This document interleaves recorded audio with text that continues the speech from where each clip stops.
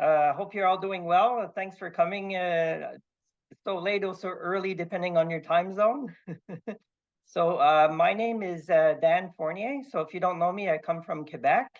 I'm a very long-time educator, but since about 15 months, I've been working in investigative journalism. I'm completely independent, so I'm based in Quebec.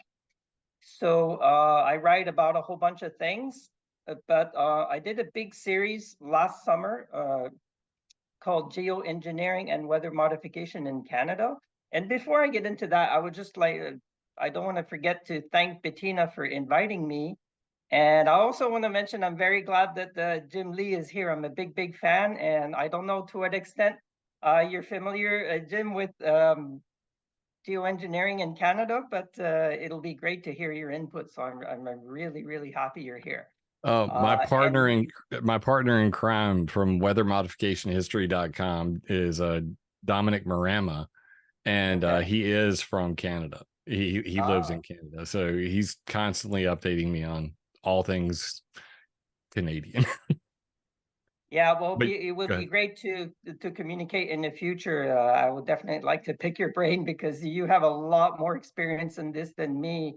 I'm just kind of I investigate many different things, and I've been kind of looking at this more or less for the past maybe decade, but I really wanted to do a little bit of a deep dive.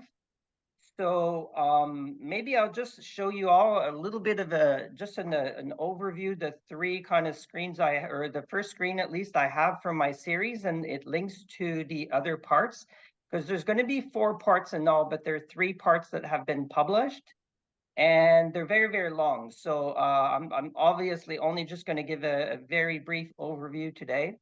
I'm not going to get into too many details, but just maybe some key points for each of the parts and then some other things. So let me try to do a screen share if you're not familiar, just to see what it looks like. So give me a second here. I'll do share screen. Oh, host disabled participant screen sharing. Bettina, can you maybe enable my screen sharing or? Yeah. I can. Hang on. All right. You are co-host now, and you can start sharing your screen. Okay, great. I can see now. All right. Okay, so this is the part 1. Can you all see the screen? Yeah? Yes, sir. Yes, sir. All right, Yep. Great. Perfect. Okay, so you see this date's actually late summer, so early fall, September 29th, or yeah, 29th. So it's called Special Investigation, Geoengineering and Weather Modification in Canada, Part 1. Like I said, there's 3 parts published. The 4th part is only going to be for updates and updates on, especially on correspondence, because I've been corresponding with so many different agencies in Canada, Environment Canada, and Transport Canada, and NAV Canada, and a whole bunch. So I'll be posting some updates, and I'll talk a little bit about some of those communications later on. So anyway, this is the cover image I chose for part 1. Most of you are probably, I don't know if you're all familiar with this treaty we have between Canada and the US. I'm sure Jim probably heard about this before. Yes, sir. Have you, Jim? Have you heard about this treaty before, Jim, between our 2 countries? Yeah, Dominic actually has a newspaper article from when it was signed. Okay, so I don't know if it's just something that's kind of gaining dust on some government shelves there, because I did make some, in Canada, we call them ATI requests or like FOIA requests, and it didn't really result in much, but I'll share a little bit of that later on. It's very similar to what happened in America with the Vietnam War, what followed, shortly after the Pentagon Papers published by Jack Anderson. We had the Weather Modification Reporting Act of 1972. And that's when we went into, discussing all these international issues surrounding weather modification, specifically weather warfare. But there were a lot of agreements made internationally. That's why this is circa 1975, because it's shortly after the Weather Modification Reporting Act of 1972. It's just before the Weather Modification Policy Act of 1976. And apparently, I'm looking at your blog right now, the Weather Modification Information Act of 1985 is probably similar to what we have as the Weather Modification Reporting Act of 1972. So you got a bunch of great stuff in here. I'm going to have to cover this in a video on my channel. Oh, wow. Okay. I mean, it's quite long. I mean, the 3 parts so far, I think, is 245 pages if you were to print it from the browser or something. So it's pretty long. So what I'll do is I'll just give you guys a little bit of a brief to look and feel, and then I'm going to go to like a plain old PPT because there's so much information. It's very hard to find from the 3 different posts, and I don't want to be trying to search for specific information all the time, especially if there are questions.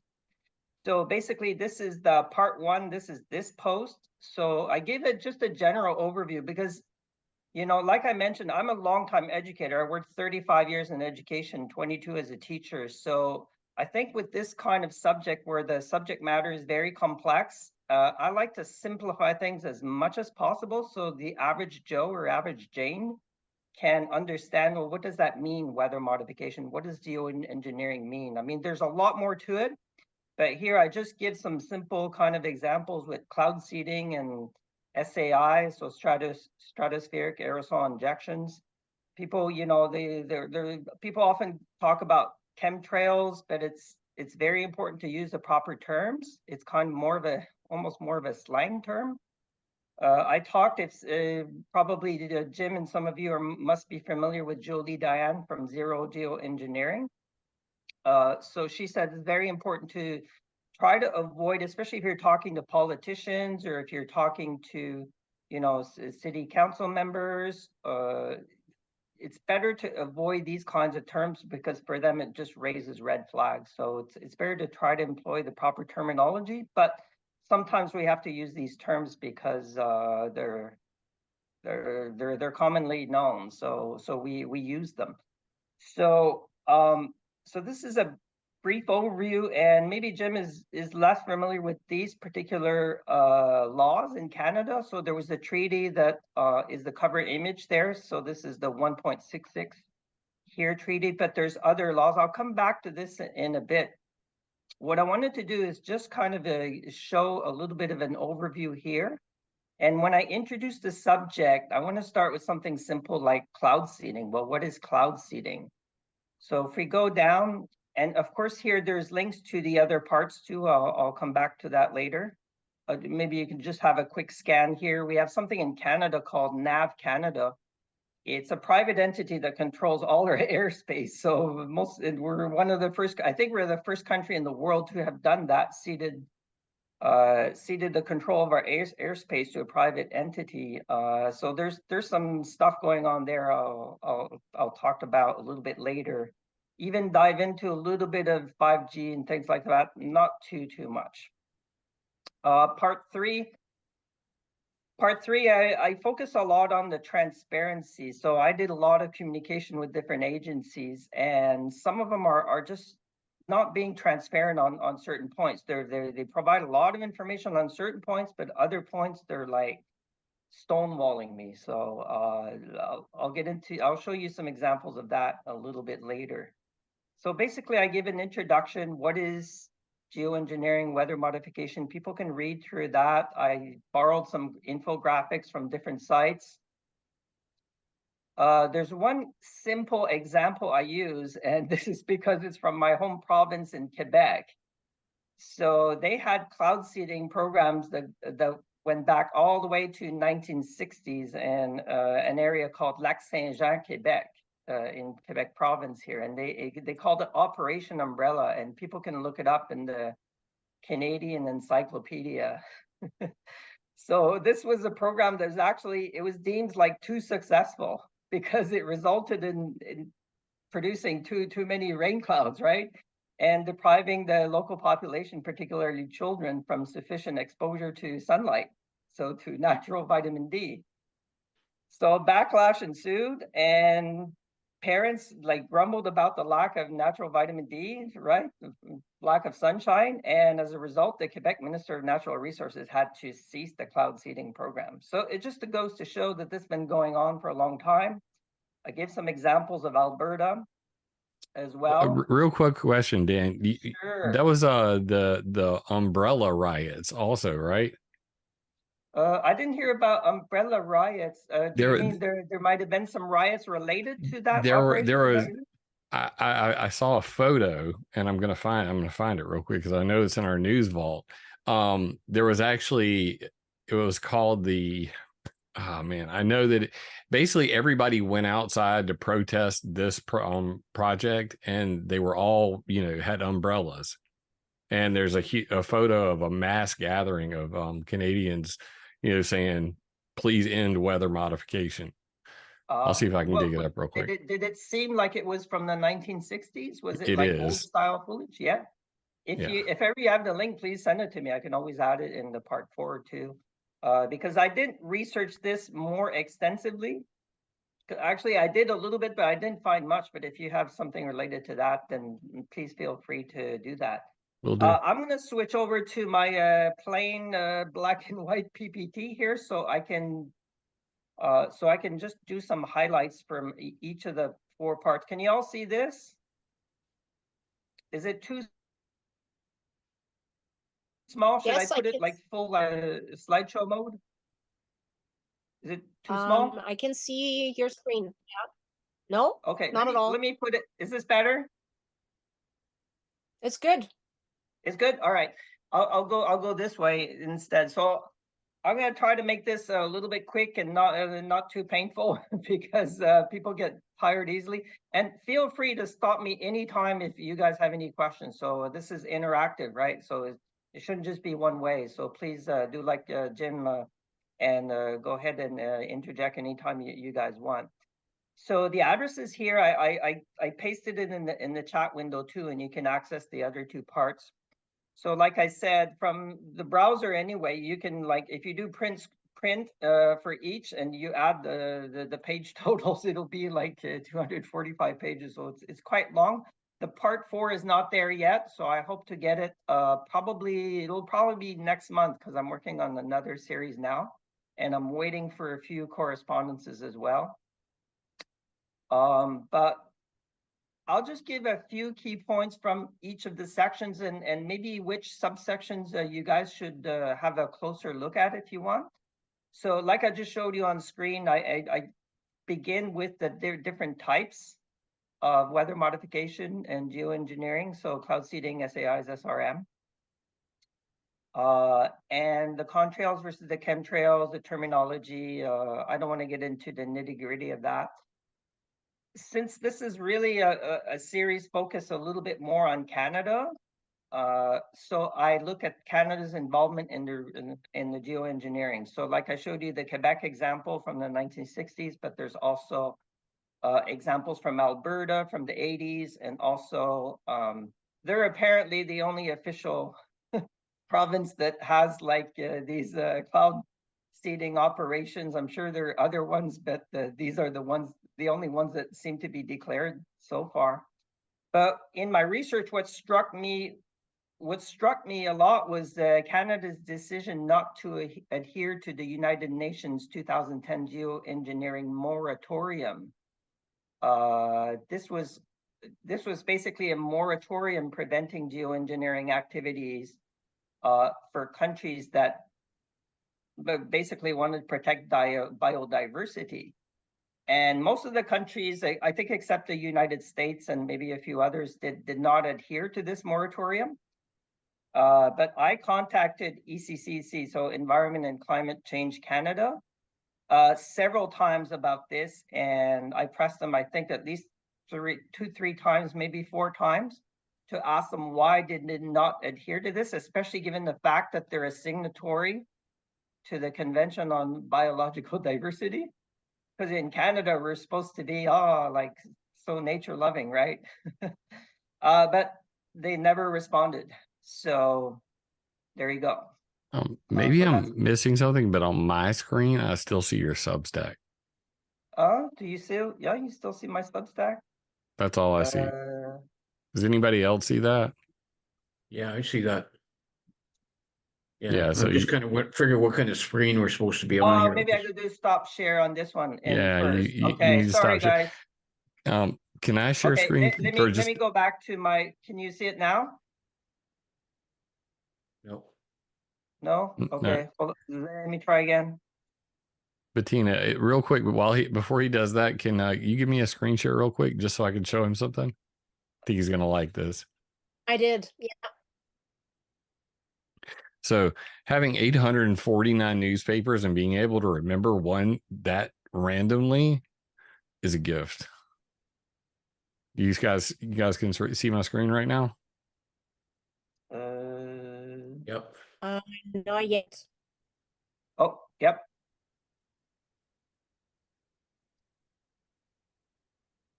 Operation Umbrella bans artificial rain, June 26, 1965. And I told you I remembered. Huh? Jim, we can't see it yet. It's there is still has started screen sharing, but oh, now it's yeah, it's up now. Okay, you see that?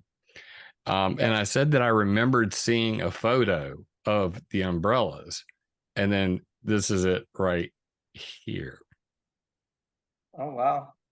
Oh, These are the he was a prime minister. Rene Levesque. Yeah, and the infernal machines. Before, maybe not at that point. Yeah. But I have the full screen of it right here. Wow. And you can actually see that this is actually a very large image. Whenever Dominic did these, he made them extremely large. So that's full size. And wow. I can see the original. All of these are on the climateviewer.com/newspapers. But yeah, this is an original photo of, and you can see there are people just lying down the street. And it's mostly women. I mean, it's almost exclusively women there. That were protesting Project Umbrella. Wow. Okay, I'll have to get like these fresh off your website or something. Maybe we can communicate to get the link or something. One of those random things you brought it up, and I just immediately like, wow. No, fantastic. I took a couple of screenshots while you were doing that. So I apologize for my lack of my oversight here in using Zoom. I don't use it that often anymore. But let me try to do the share screen. Here we go. I think this will work. Can you all see it now? Yeah, I can see it. Okay, great. Okay, so this is what I was showing earlier. I don't know why it's. I guess I was supposed to do the stop screen share on the other one. So let me go back to what I was reading earlier. So some key points from the part one again. So like I said, there was Canada who's not adhering to this United Nations. This is United Nations, right? Moratorium on geoengineering. Yeah, it's a little bit old, 2010, but still like I said, I corresponded with Environment and Climate Change Canada and 3-4 times, and they never gave me a reason why they didn't want to adhere to it. I post a lot of different photos that I received, because before I made this series too, I kind of made a call to action for my subscribers to submit photos and videos across Canada. So I posted some of them, and I posted a big section on my particular region. I live in a city called Sherbrooke. It's in the eastern townships of the province of Quebec, and I've been taking a lot of pictures and videos since my return, because I worked 13 years in China till late 2021. So I've been documenting a lot of the activity in the skies here ever since. So I post links to I post many photos and links to all the photos and videos, and lots of different styles, some comparative photos and things like that. So for the section 1.6 is the Canadian laws and 3 treaties. So I bolded the kind of important ones. There's the treaty that was the same as the cover image that I showed you guys earlier. And the first 2 are actually quite important in Canada. So the Weather Modification Act and the Weather Modification Information Regulation. So I actually contacted with the with the person in charge of that, and it's kind of a long story, but the details are in part 1 if you want to take a look. The last sections in part 1, and I'm just skipping over some of them. I'm just saying, just showing some of the sections that if you don't have time to look at everything, maybe you can have a look at some at these particular sections. So Appendix C, there's weather warfare, and I probably got a lot of the sites here for the historical sites and all that off of Jim's website. So thank you, Jim, for that. Sorry for piggybacking, stealing links and stuff, but you got great stuff. So I linked to it is literally there for this specific purpose, and I applaud the fact that you actually took the time to first of all read it and second of all share it. I don't want credit for it. This is for the world. So I'm glad that you're doing what you're doing. Thank you. To be honest, I don't do like any justice to your site because you have so many like resources. It's incredible. I mean, there's just too much to put. So I just try to not put too much, you know, but rather put links to some different sites, your sites and other sites as well. And it's good to have a variety of different sources too. So I link to different repositories too, and the patents as well. And I remember I was watching your video from not that long ago, and I don't know if you put it up since on your website, but you had a heck of a like Excel database about all the patents. Is that going to be on your site, or did you already put it there, or is that in the works still? Well, to be quite honest, after the past after Dane Wigington showed up on Alex Jones InfoWars taking credit for my last patent list, I wanted to make sure that whenever I put this full one, because the new list I have is not just United States patents, it's international patents, some specific to Europe and Canada, but it's several thousand patents. And I'm doing like an interactive browser kind of thing that you can search. So it won't be just a list, because it would be 300-400 pages long. And I want to be able to pull the images from the patents and have them visible like as you're searching through them. So yeah, I'm still working on that. But okay. So yeah, I linked to some of them, kind of the main patents, because like you said, there are like thousands of them, right? So it's like, but what are the ones that are related to SAIs and this and that, especially related to the cloud seeding and the SAIs, SRM. So I tried to kind of relate, especially put the patents related to the types of activities that I listed earlier in part 1. To be fair, like if you were to try to cover everything from like laser exciting air, cloud ionization techniques, marine cloud brightening, and stratospheric Welsbag seeding and cirrus cloud thinning, if you tried to actually put together a list, it would be multiple tens of thousands. So I can only imagine. Yeah, so that's why I wanted to keep it simple, try to just relate to the types of activities we're talking about, and to not go into the too technical ones, because otherwise it's just too much for the audience. In part 2, some of the key points, like I don't know how familiar you all are with NAV Canada, and I didn't even know this before I started researching for this series, is that Canada, I think, was the first country to cede the control of its airspace to a private entity. Okay, so there is cooperation, of course, with the military. So if there's military activities, of course, the military has a certain level of control over certain airspace, depending on what type of activities they're doing, but they do collaborate together. So the Department of National Defense and NAV Canada, but it's still, this is a private company controlling all of our airspace. So technically it's in Canada, it's called a not-for-profit corporation. Okay, but some red flags that I've had in researching this organization is, despite the fact that it's a private entity, so anyway, like that can cause definitely some worries, and I'll expand on that a little bit later. its chairman, Marc Courtois. So he's also CEO of Aeron. This is a company in US. It's also partly owned by NAV Canada, and it has strong ties to US defense companies. And he's also on the board of TVA Group. That's a subsidiary of Québecor. If Jim and some of the others are not familiar with Québecor, they're basically the media in Quebec. So they control most of the media in Quebec, except for the CBC and a few others. So in Canada, Transport Canada is still the regulator. So NAV Canada is the operator, and technically speaking, Transport Canada is still the regulator. So if you want to have flights for cloud seeding or whatever, you need approval from Transport Canada. You can't just go and and do cloud seeding activities or things like that. Can I make a statement here? Sure.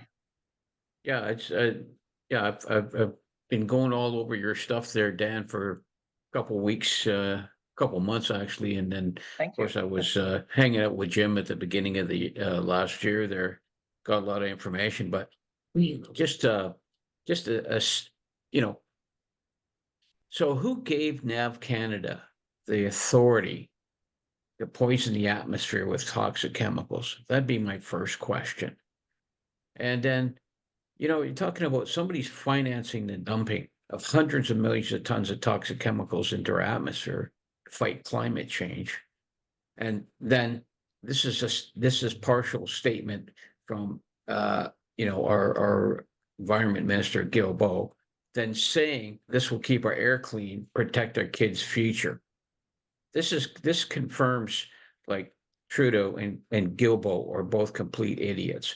But that's a statement from Guilbeault. So they obviously gave NAV Canada authority to dump these poisons into our toxic chemicals into our atmosphere. How can they literally get away with that? That's criminal negligence. Yeah, that's a good question, and I'm going to come back later because I have some kind of recommendations I'm going to put in part 4, because to actually have criminal official investigations into some of these things, because but I mean we could be quick to point out Trudeau and Guilbeault. If you're all familiar with Guilbeault, he's quite the specimen. But anyway, yeah, we won't get into that. But this happened a long time ago, if I'm not mistaken. It's written right here on the screen, since 1996. So this has been a long time. This has been over like 30 years now, I guess, or close to 30 years, right? So this has been happening for a very, very long time, as have some of the spraying operations as well. So to me, there just seems to be a big lack of supervision, oversight, and transparency into this organization. So there are a lot of red flags, and I communicated with them a lot. In part 3, you'll see that I have a whole section on transparency. I'm going to come back to them as well later. So this is just to give kind of, I have this in my post. This is in part 2. You can look at it. So it just kind of gives an overview. I think this is one of their latest maps that I took directly from the NAV Canada website. Of course, there's kind of military areas as well, but that's not necessarily in here. So that's a website. You can all go have a look if you want. I communicated with them several times, and I asked information about their ownership, because of course they're a private not-for-profit corporation, so that's a special status here in Canada. So they don't have shares of stock, but they do have bonds. So that means they have bondholders, and it's very, very difficult to come about information. I've seen some issuance of bonds, but this was from many years ago, so the ownership could have easily changed. So I don't know. So I don't know who's the owner. So I asked them many times, and they didn't refuse directly, but they never answered to like who are the owners. Like, we don't know. They could be American military companies. They could be, like, we don't know. There's no transparency. So this is I mean, they've got their red flag. So CEO there's no and accountability then in that case. Go ahead. their CEO and president, and all that information's public. Yeah, that information is public for NAV Canada, but like, who owns them? Because we all know that in a corporation, it's usually like the owners or the board members who call the shots, right? So if I don't know who's the majority owner, for example, right? If the majority owner is an American military company, who the heck knows, right? We don't know. Then they could be calling the shots. They could be saying, yeah, you got to carry out these operations. There's no transparency, so that's a red flag for me, and that's something huge. I'll come back to that as well, because I'll come back to that anyway. we'll just put that one on the ice for now. And there's a lot more details about NAV Canada. You can go into part 2 if you want. Also in part 2, there's 2.3. So agricultural considerations and food supply.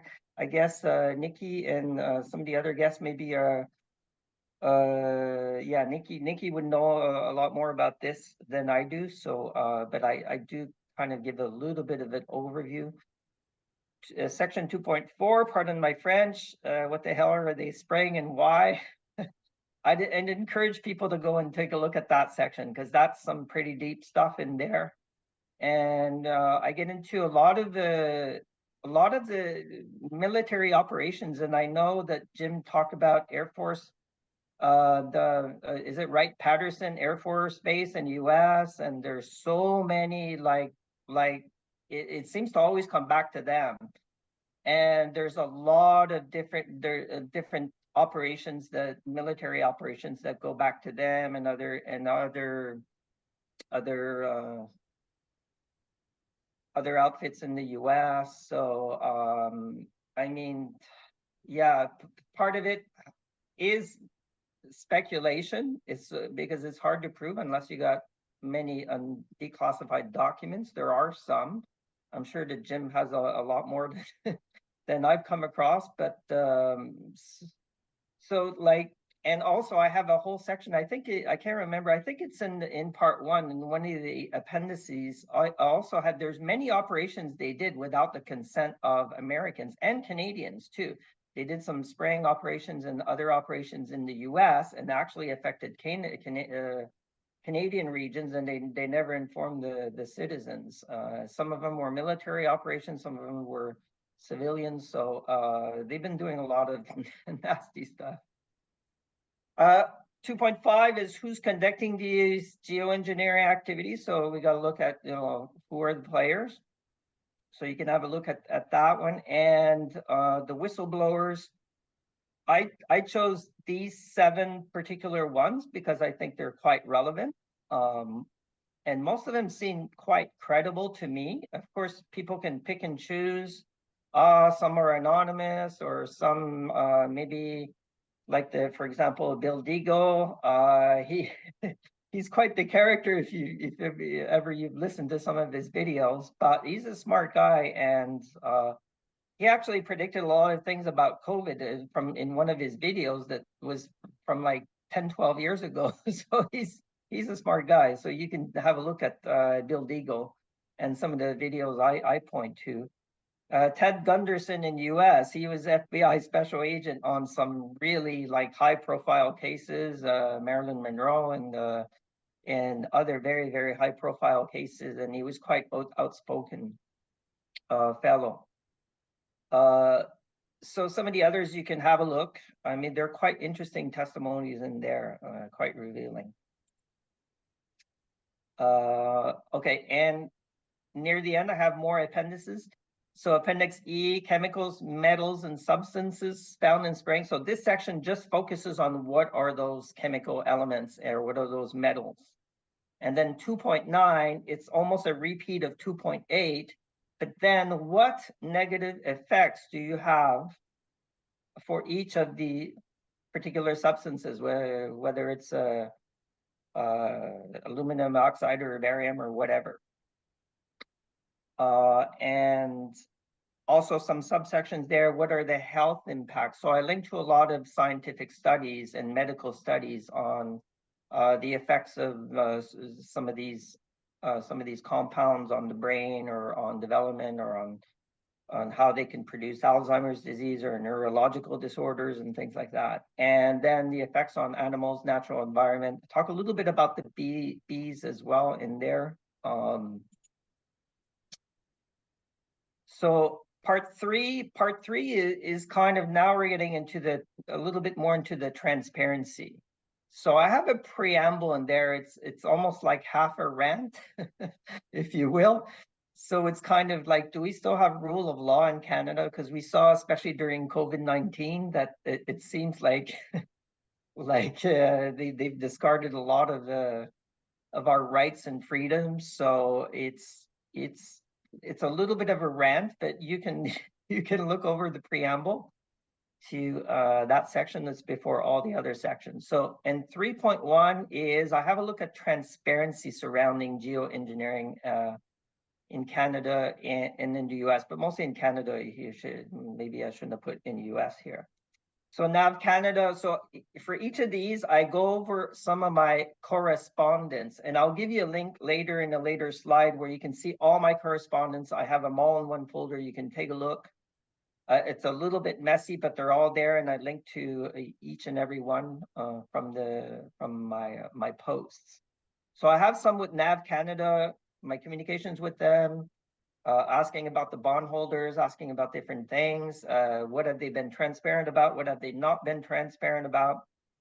Same thing with Transport Canada. Same thing with Environment Climate Change Canada and Department of National Defense. I was actually also in contact with a former Royal Canadian Air Force pilot. And so that was interesting because he was kind of like, he was almost thinking I'm nuts that like, these are all contrails.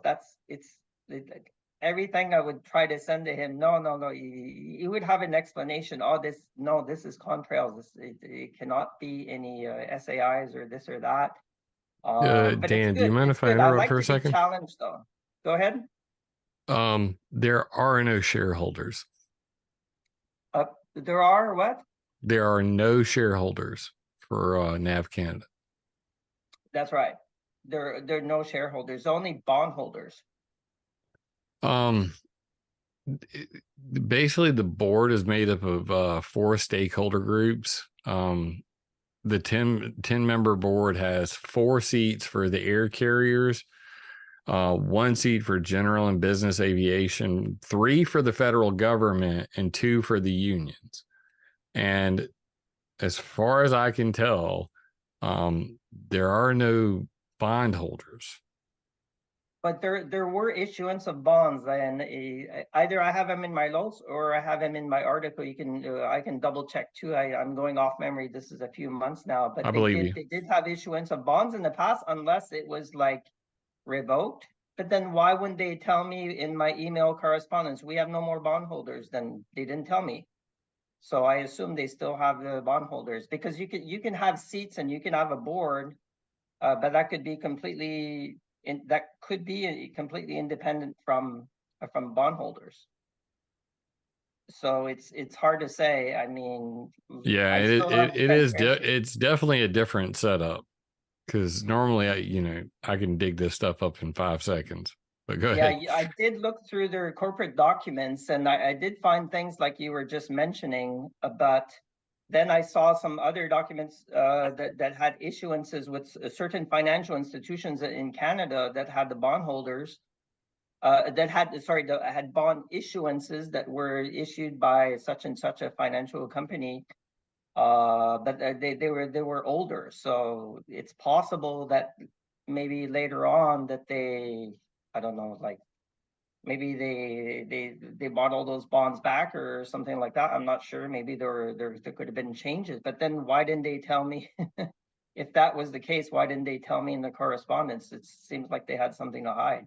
Well, So it's kind of pending, so. It's back to Ian's point, and what Ian was basically saying, is like, who's responsible, and whether it's the FAA with their next gen transportation system, whether it's the European Union with what they call Eurocontrol, or whether it's NAV Canada, the governing body that basically allows planes to take off and land, more than likely is completely oblivious.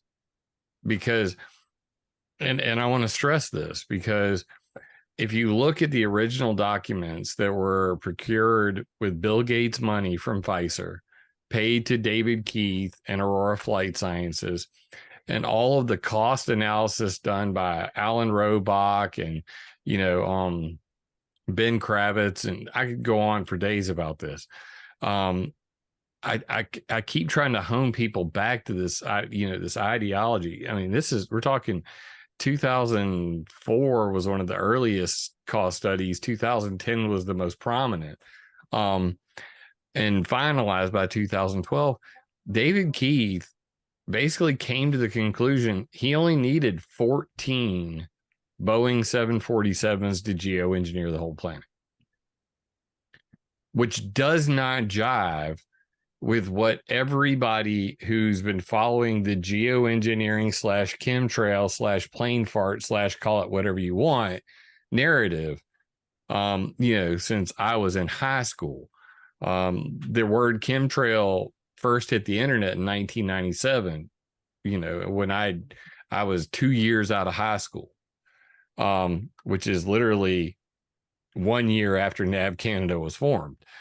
And that first article was about JPA jet fuel. The point I'm trying to make is that if you can't differentiate between stratospheric aerosol injection, i.e., chemicals that end up in the stratosphere, which make the sky whiter, but do not make clouds. And everybody who's been focused on everything, since what in the world are they spraying? The clouds. The clouds are not what Lowell Wood, Roderick Hyde, and Edward Teller were talking about in 1994 at Lawrence Livermore National Labs. They were specifically talking about putting chemicals into the stratosphere to make the sky whiter to reflect sunlight. That is stratospheric aerosol injection. That is solar radiation management.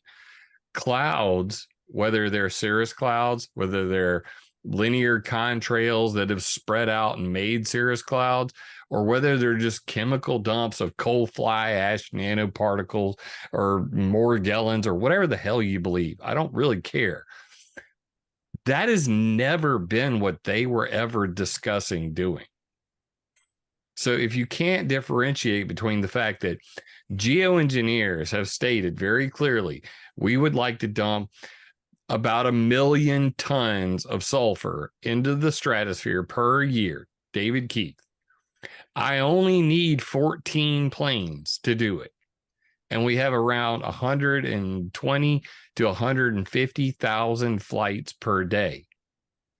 So to say that every single plane, or let's just be generous, and let's say 20% of those planes were involved in a geoengineering project would be lunacy. So this is where I think the biggest disconnect happens in these discussions, is that people don't want, people want to shoot the messenger when I say this is mostly pollution we're seeing. It's uncontrolled, unmitigated pollution. It's the most visible climate change there is. It's happening over your house. It happens every day. It's been happening since the 1950s. But geoengineering specifically is the buildup of aerosols in the stratosphere. It is something different. So you have to really differentiate between the troposphere and the stratosphere. And if you're not really focusing on those two areas, what's happening in the stratosphere. The tropopause is the division between the stratosphere and the troposphere. We live in the troposphere. Almost all 90% of flights are in the troposphere. So we have to really look at those two things. And back to what I was originally saying with NAV Canada, if David Keith were saying that he only needed 14 planes to geoengineer the whole damn planet, he could literally do that from a private airfield in Arizona and affect the entire globe. So to say that he would have to disclose that to NAV Canada or the FAA or Eurocontrol, no, they would never disclose that because national security. And at the same time, we're only talking 14 to it, the very high, at their largest assumption, 50 planes. So if they're talking between 10 to 50 planes, then we need to be looking at what's the bigger picture of all of the other flights that we're seeing and the uncontrolled, unmitigated damage to human health caused by nanoparticulates, which are, sprayed into the flames of a spinning turbine, and 1 gigaton of black carbon per day of, just from 747s. And those, and all of the metals, all of the other chemicals, the black carbon that's coming out of planes wrapped in graphene, literally graphene laminated black carbon particles. These are the things that I don't hear anybody discussing, the differentiation between pollution and intentional geoengineering. Can I add something to that? Jim, you were talking about all those coal fly ash ponds that line the riverbanks all over the United States. So those are waste ponds. How are they going to get rid of that waste? Are they actually dumping that into our atmosphere to get rid of that waste? That would make absolutely. I mean, the idea, I've heard it. J. Marvin Herndon is a quack. I don't mind being controversial. I don't pull no punches. He don't like it, he can come down to Sumter. I'll beat his ass. We've had this conversation on the phone. He called me after getting his ass kicked by the peer review journal guys 3 times, asking how he could refrain. And I said, dude, if you stop saying coal fly ash and you said black carbon, if you just literally copy pasted black carbon every time you said coal fly ash, your paper would be scientifically correct and nobody'd be able to discount a damn thing you're saying. The coal fly ash problem is the same problem as the nuclear waste problem. It is just built up and they don't know what to do with it. The idea that you could put it into fuel tanks or into special tanks and then disperse it everywhere, it would probably take 40,000 planes flying every single day to keep up with the number of coal-fired power plants that are on the planet today, not to mention all the ones that are China's building right now, that Africa's building, that India's building.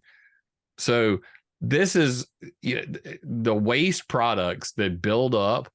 I have heard, talk of using that as a source for, extracting carbon, for carbon nanotubes, for making graphene.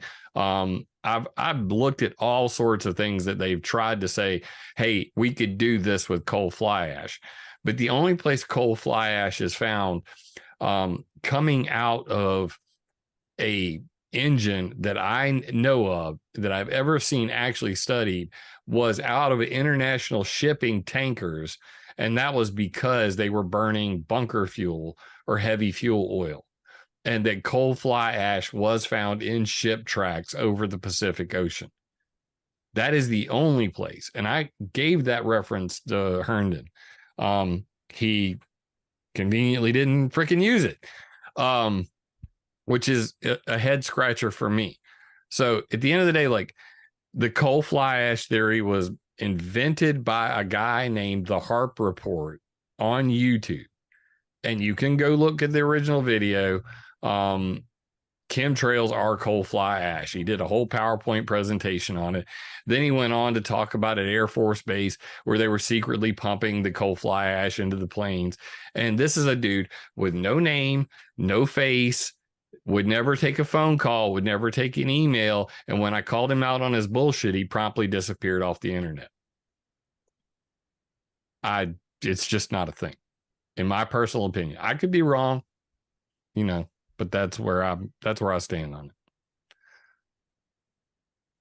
If you did put it in the jet fuel, it would clog up the fuel injectors before you could get the plane off the ground, because of the structure and the size of coal fly ash, its chemical composition.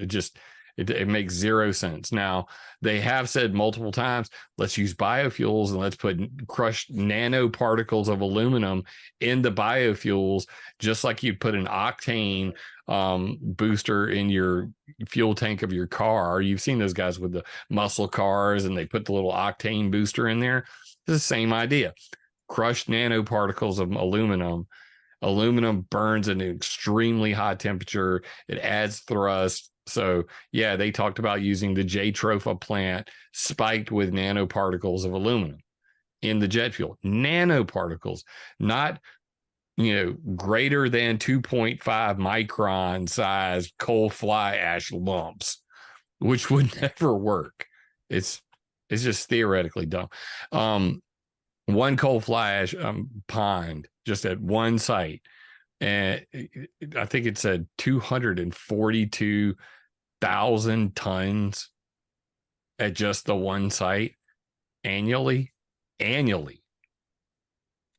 So, I mean, that's just an insane amount. That would be more than the gas. If you added up just the coal fly ash ponds in America, it would be more than all of the jet fuel barrels used annually in America. So it would be more than all the jet fuel. It's just theoretically impossible. Yeah, that's pretty wild. I did come across some data also on how much coal fly ash there is. It's pretty crazy.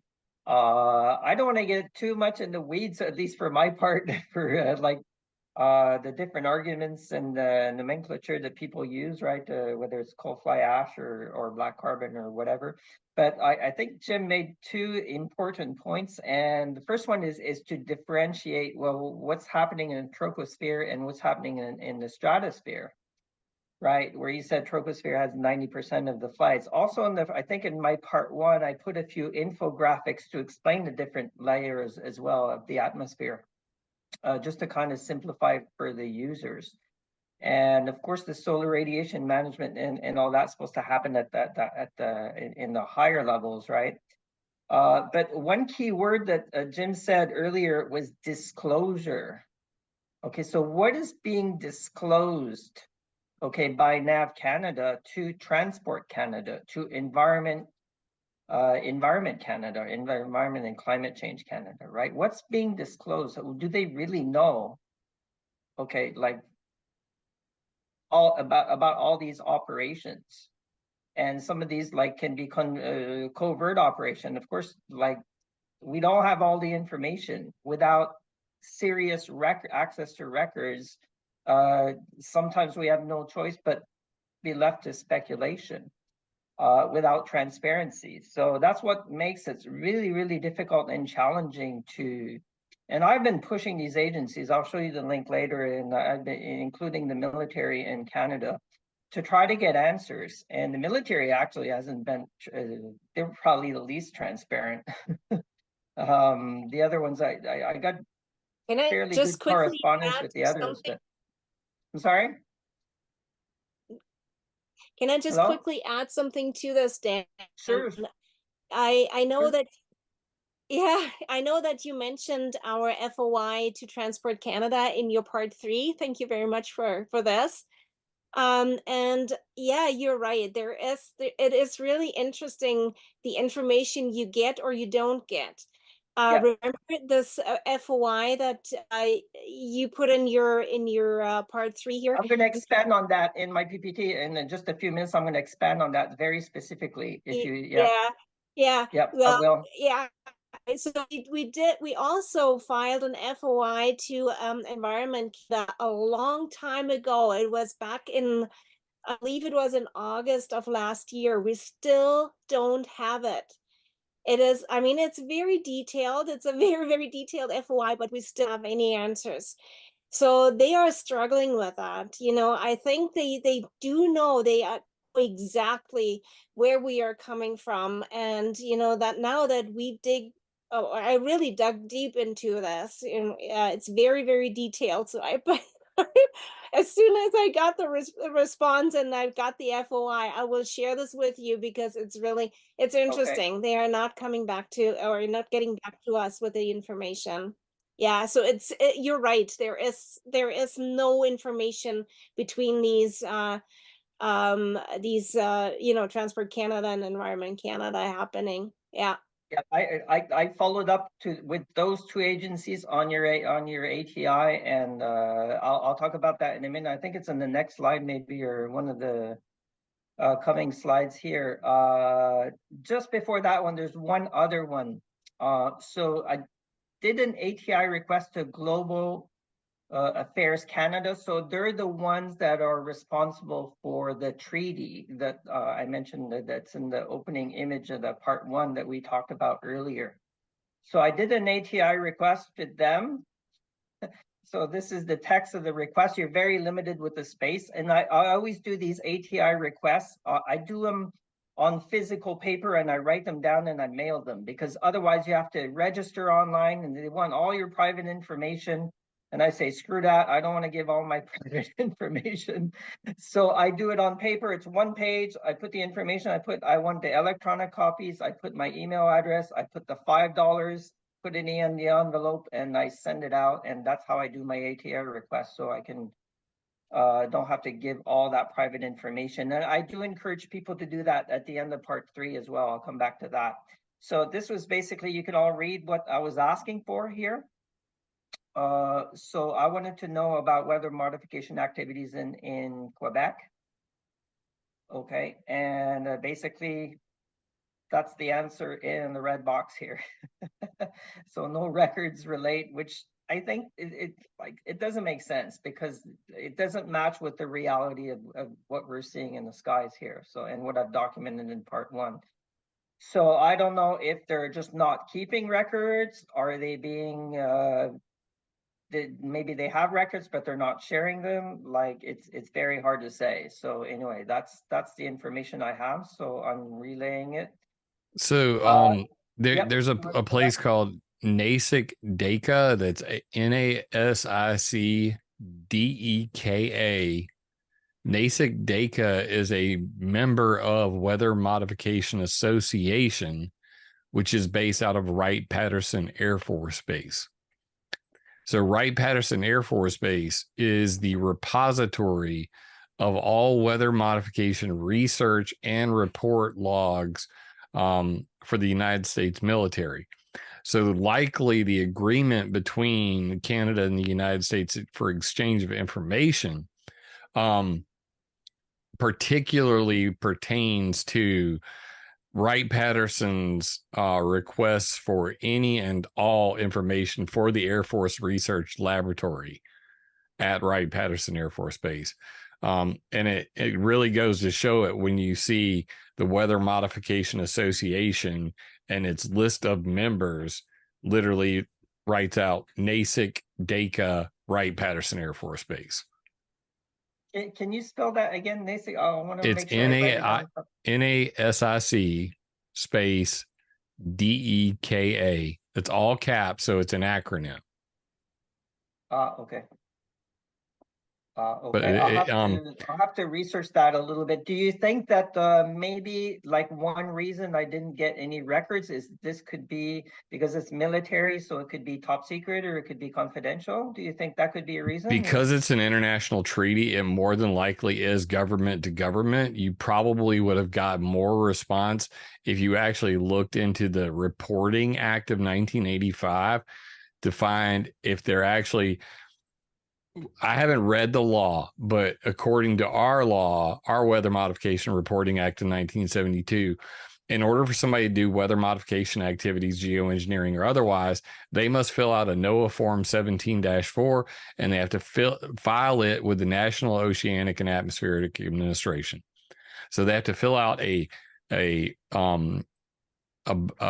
initial and then an intermediate / final report. So the initial report says, I'm going to modify the weather at this location, at this time, using this apparatus, using these chemicals for this long in this wide an area. Those forms are, fall under the statutes, Public Law 92-205. So similarly, your Weather Modification Reporting Act, if you would file what we call FOIA, I don't know what you guys call it, I guess ATI. So Freedom of Information Act request here.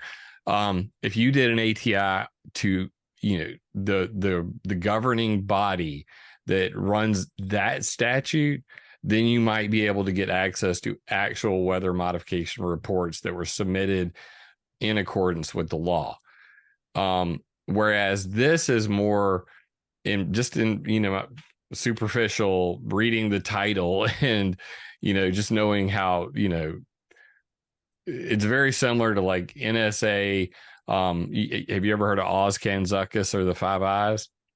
Yeah, Five Eyes, of course. Yeah, so Australia, New Zealand, Canada, US, UK, OSCAN-Zuckus was the original term for the Five Eyes. They have a signals intelligence sharing agreement, meaning any of the spy information that's gathered in Canada or US, UK, New Zealand, or Australia, the Five Eyes, they all share it over a network called the Stone Ghost Network to the NSA headquarters in Utah. Can you say that again? Stone Ghost? Stone Ghost. It's Stone on climate. Yeah, okay. All one word, all caps. You can read about it on ClimateViewer.com/privacy. Okay. All the information on it and the entire history of the New World Order is on that page. So it's very similar to that kind of setup where they have a signals intelligence sharing agreement between the 5 countries. This would be an informational sharing agreement between the 2 countries. So it's not likely that it's more of a,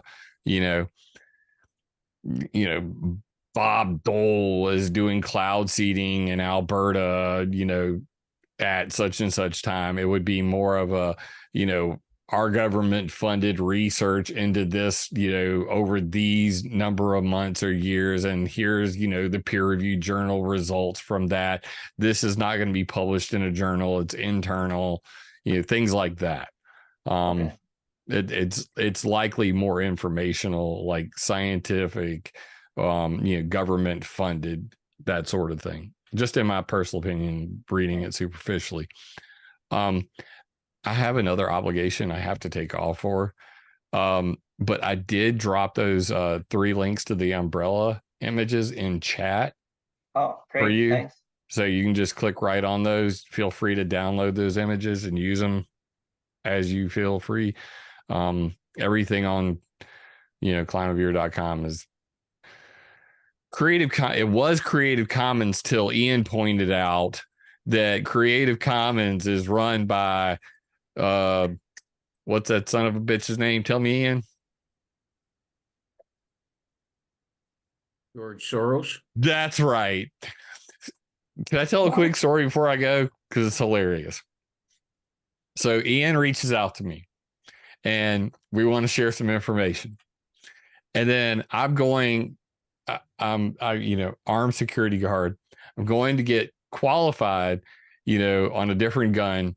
So I'm literally over in the neighboring county. I've driven an hour I'm at, Palmetto State Armory getting ready to go in and shoot. And I get a call, text from Ian. He's like, I see you work with George Soros, so F off. And I'm like, what is this guy talking about? Like, mind blown. Okay.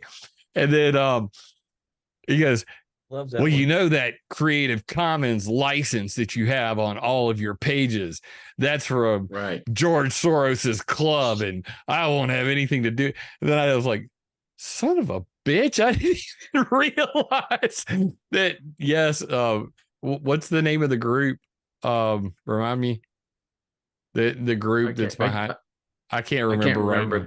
Also, I know is they tag on the what. Well, they tag like George Soros's Open Society. What they do, that's what it is. It's Open Society. So what they do is they tag onto websites and they pick off donations. They'll actually plant themselves next to a donation button, and you wind up wanting to donate to ClimateViewer or Dan Fournier or whatever, and you'll accidentally hit the wrong button. You'll wind up donating to George Soros's Open Foundation Society. Believe it or not, it's like a parasite. They can't do that on my website because I'm a hacker coding genius. But, anyway. Yeah, like after I promptly cussed him out for insinuating that I had anything to do with Soros because I hate the guy. But then after I went inside and, put a bunch of bullseyes in the target because I was really mad, I came outside and sat in the parking lot for the next 30 minutes going, son of a bitch, he's right. And I went home that night and took Creative Commons off of now everything says copyright Jim Lee, ClimateViewer, screw, all that. But yeah, it's still open source. We'll just use that term. So feel free to use any of that stuff and screw George. So that was a valid complaint. In other words, yes. What you're saying? Okay. I may spit a little fire at first, but I love being challenged. And I applaud the fact that Ian was willing to challenge me. I think he went about it a little rashly, because accusations can lead to confonstation. But hell, I love confrontation. Put it that way, it's warranted. You got warranted. You got me. Good shot. Hey, you know what? I'm okay with that. I'm just glad I helped you out because I mean, you've got a ton to offer the world here. You don't need somebody leeching off your material. I don't want any association with that son of a bitch that wants to destroy every nation's sovereignty. Yeah, he gets his money all kinds of ways. I'm sure they're just out there fishing. Like it's just like a big ocean out there, and he drops a line here, there, and everywhere. Right? Just a heads up, his son is more politically active than he was. And his son is a big climate change guy. So don't be surprised when George Soros's son, who's now in charge of all the money, starts to fund geoengineering studies and things like that. Guaranteed it's going to happen. But Tina, before I go, please send me a copy of this video. I will definitely upload Dan's entire presentation to my channel so that more people see this. Wow. And I'll give links back to your Substack as well. Wow, that's very kind of you. Jim, no hard feelings on that one. By the way, I mean, none whatsoever, dude. I love it. I knew it would take time to get over that one.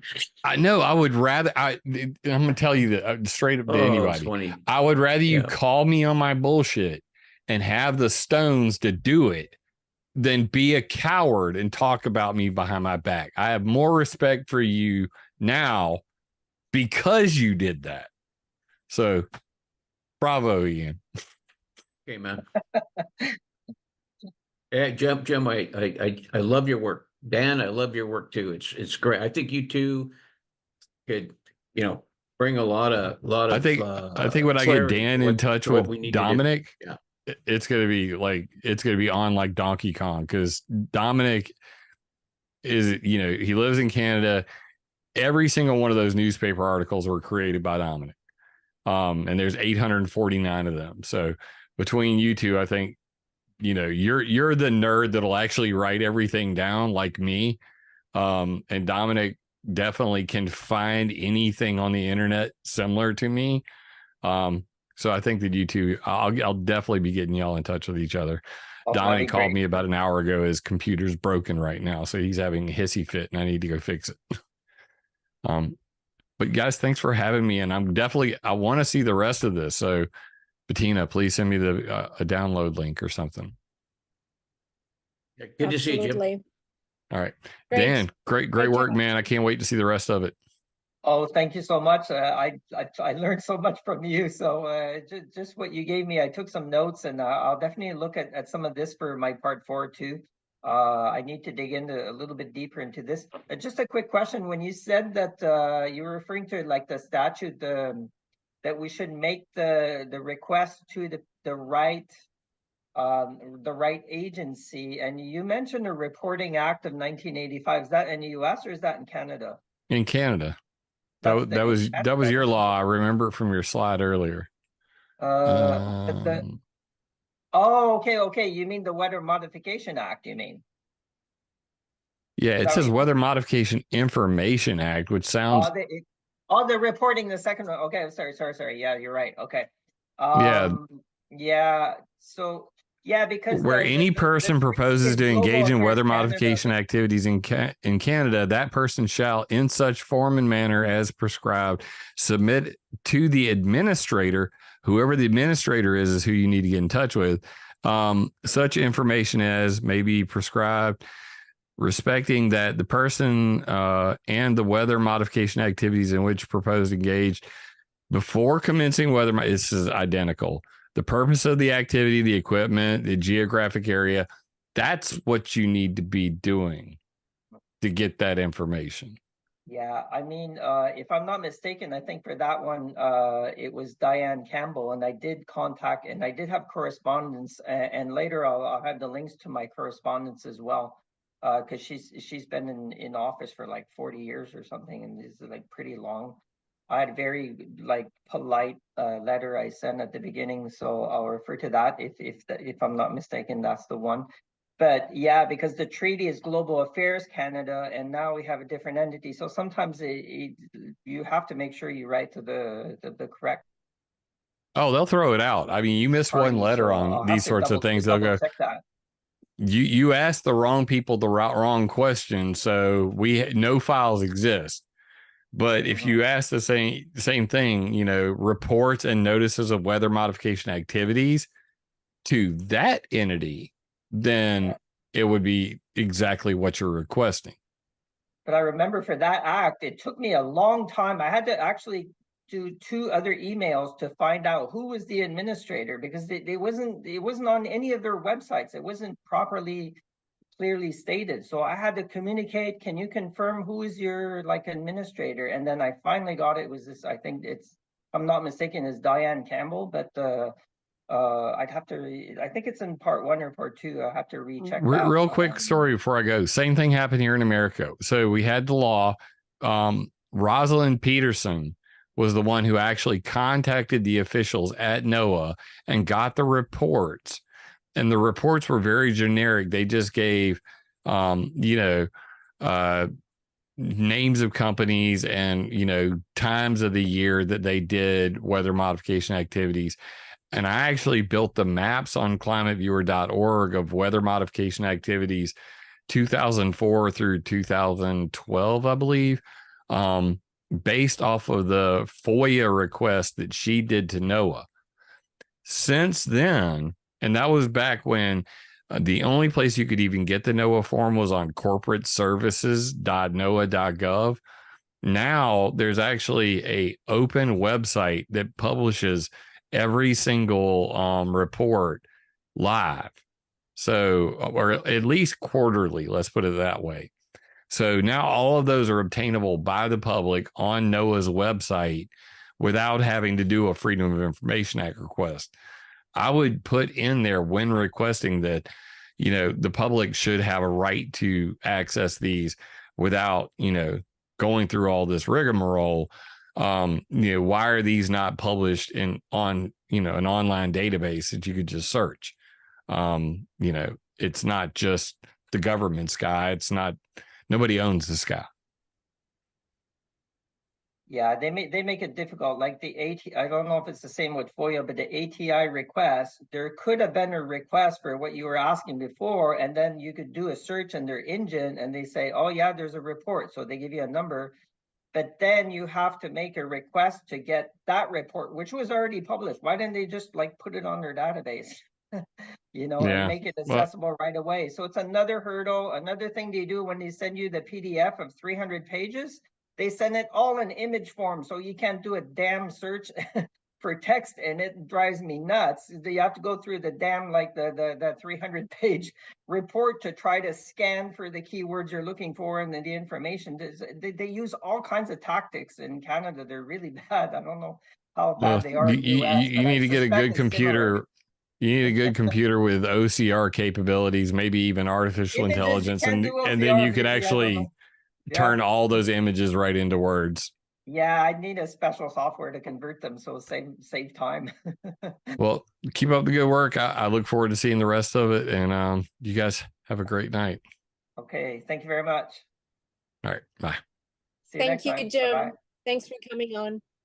I appreciate it, Bettina. Keep up the good work. Yeah, we keep in touch. Okay, so I'm glad Jim asked for the rest of the presentation, because the other ones I'm going to show in just a second here are quite relevant. But does anybody have any questions before I proceed? Anybody, including you, Bettina? Like, I don't want to like monopolize the presentation here, but if anybody has any questions, go ahead. Go ahead. Absolutely. It's great. It's all good. All right.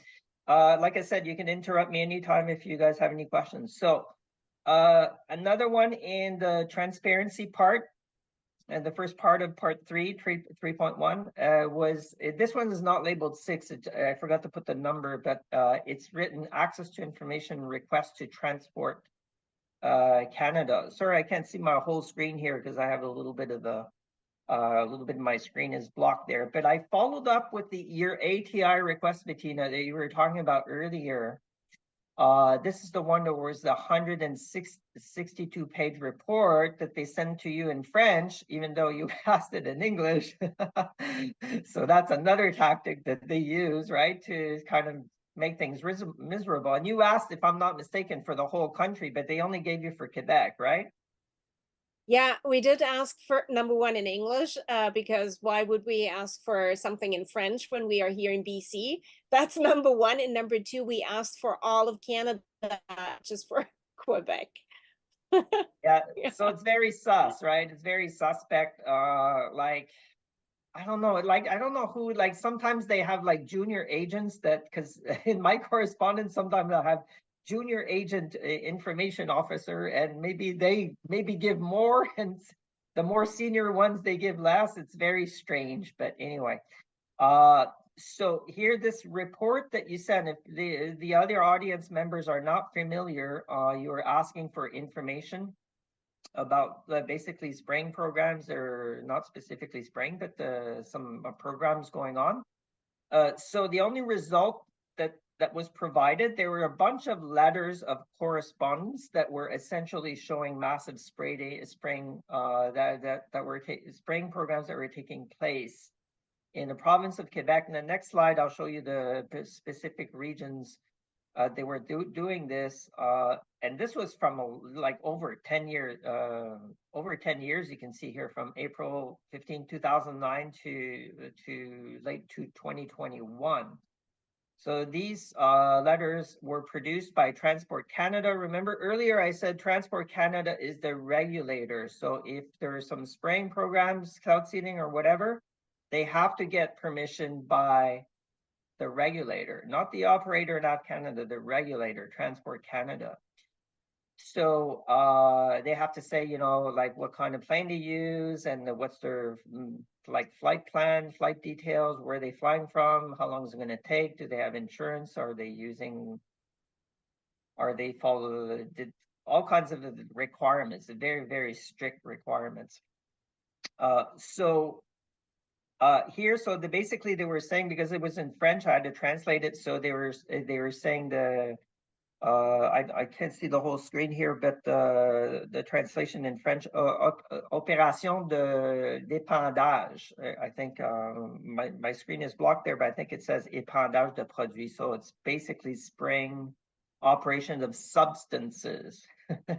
Okay, so over various regions of Quebec, which I'll show in the next slide. But the main thing to retain here is the purpose, the substances used that they sprayed, and the operator of these sprayings are not disclosed. Because I had a correspondence with I think it's Transport Canada regarding cloud seeding operations in Alberta. They were transparent about it. They said which substances, silver iodide, and that they were using. So they were transparent with the substance. And it was Weather Modification Inc., if I'm not mistaken, the company that was doing the spraying operation. So they were more transparent. But here they give zippo, they give nothing. Okay, so how do we know what they're spraying? Did people even give consent to that? So there's a whole bunch of issues here that are not addressed. And I pressed them many, many times to get information, and I'll show you the link to all the correspondences later. I always try to keep it polite and cordial and ask for this information, being very professional. Because we have to be. That's how things are done. But they're not being forthcoming. So that's the purpose of this post here in section 3.1 is to hold them a little bit more to account, and then try to ask for more transparency and show when they're not being transparent. So these are the regions. My particular region is not here. But of course, like I mentioned, I worked a long time and many years in China. I only came back in late 2021. So I don't know the previous years if these operations were happening specifically here, or there were spraying operations here. I don't have a record of that, so it's hard for me to say. Here's another one another request that I made. So I wanted to know a little bit more specifically for my region in Quebec. I live in the Eastern Townships. Sherbrooke is a city about an hour and a half east of Montreal, just to give you an idea. So I wanted to know in basically the same time period, right? So from 2009 and a little bit later than 2021, so up to 2023, I wanted to know if there were any spraying operations conducted here. And I specifically stated here in this last sentence, please do not redact the names or the companies involved, because the ATI request, if I go back to the previous page, this report, 162-page report, there's redactions in there. You do not see the name of the operator, right? The airline conducting these, or what the substances are. So I specifically asked them not to redact these. But so here's what happened. Basically, the first response here, I put a hyperlink, but they're in. You guys can make a screenshot or take a picture if you want. Here, this is another server I have, Liberty Academy .org/geoengineering/communications. They're all there. So people can read the first response here. They sent to me. It's just an email reply. And they sent me a release package, which is a PDF document. And this was just the sloppiest thing you've ever seen in your life. It was a mumbled mishmash of incoherent, different people from different departments in Transport Canada, kind of like tossing the ball at each other. What do you know? What do you know? What is this? Do you approve this? Do you approve this? And it's really messy, and it's very incoherent. And I had to send another reply can say, look, I think my original request, which you see here in green, is quite clear. It's not rocket science, okay? So you can get people to answer these questions, right? Well, or can't you? So it was pretty ridiculous. So then they send a second response, and this time they made it short and sweet, and oh, sorry, we have no related records to this. So to me, that seems very, very unlikely. So sorry, but they're definitely not being transparent about something, because that it doesn't match with the evidence I presented in section 1, at least for here asked till 2023, but there's definitely some spraying operations going on since late 2021, because I've been documenting it thoroughly since that time up to present day. I take photos and videos of here. The occurrence of the spraying in my region is about, it varies a little bit. At the beginning, it was about 3-4 times per week, and then more recently, in the last 6 months, it was about 4 or 5 times per week. And it seems like, I don't know, in the last month, it seems a little bit less frequent, maybe 2-3 times per week that I see spraying operations. So it varies a little bit, but the last about 7 or 8, 9 months, it was probably about 4 or 5 times per week, a good 4 or 5 times per week. So I had another ATI request with an inquiry about flights with transponders being off, because in the video that Jim made, that Bettina, you sent me the link for, where he's kind of like debunking or kind of criticizing some things about Dane Wigington, because I was using 2 flight tracking programs to try to track flights. So whenever they're spraying outdoors here, I would use the Flight Aware and Flight Radar 24. But sometimes I would see like some flights, and I know where my local airport is here, and I can type in the airport code, and I'm only about less than 15 kilometers from the airport, and I know exactly what direction they're in. So when flights are flying above, I know where they are relative to the airport. So they should show up on these flight tracking programs. But some of them, and here I corresponded also with the RCAF pilot, because there's specific rules. He sent me some documents that I link also in, I can't remember if it's part 2 or part 3, of the rules about transponders. And I have rules from NAV Canada also, and some other documents. So I cite the specific pages, and I have like screenshots of specific pages about the rules for transponders and things like that. So transponders, if you're not aware, what that means is the airplanes have a communication that automatically sends data on their altitude and some other flight information. And these flight tracking sites like Flight Aware, I think it's flightaware.com, flightradar24.com. You can Google if you want the correct address.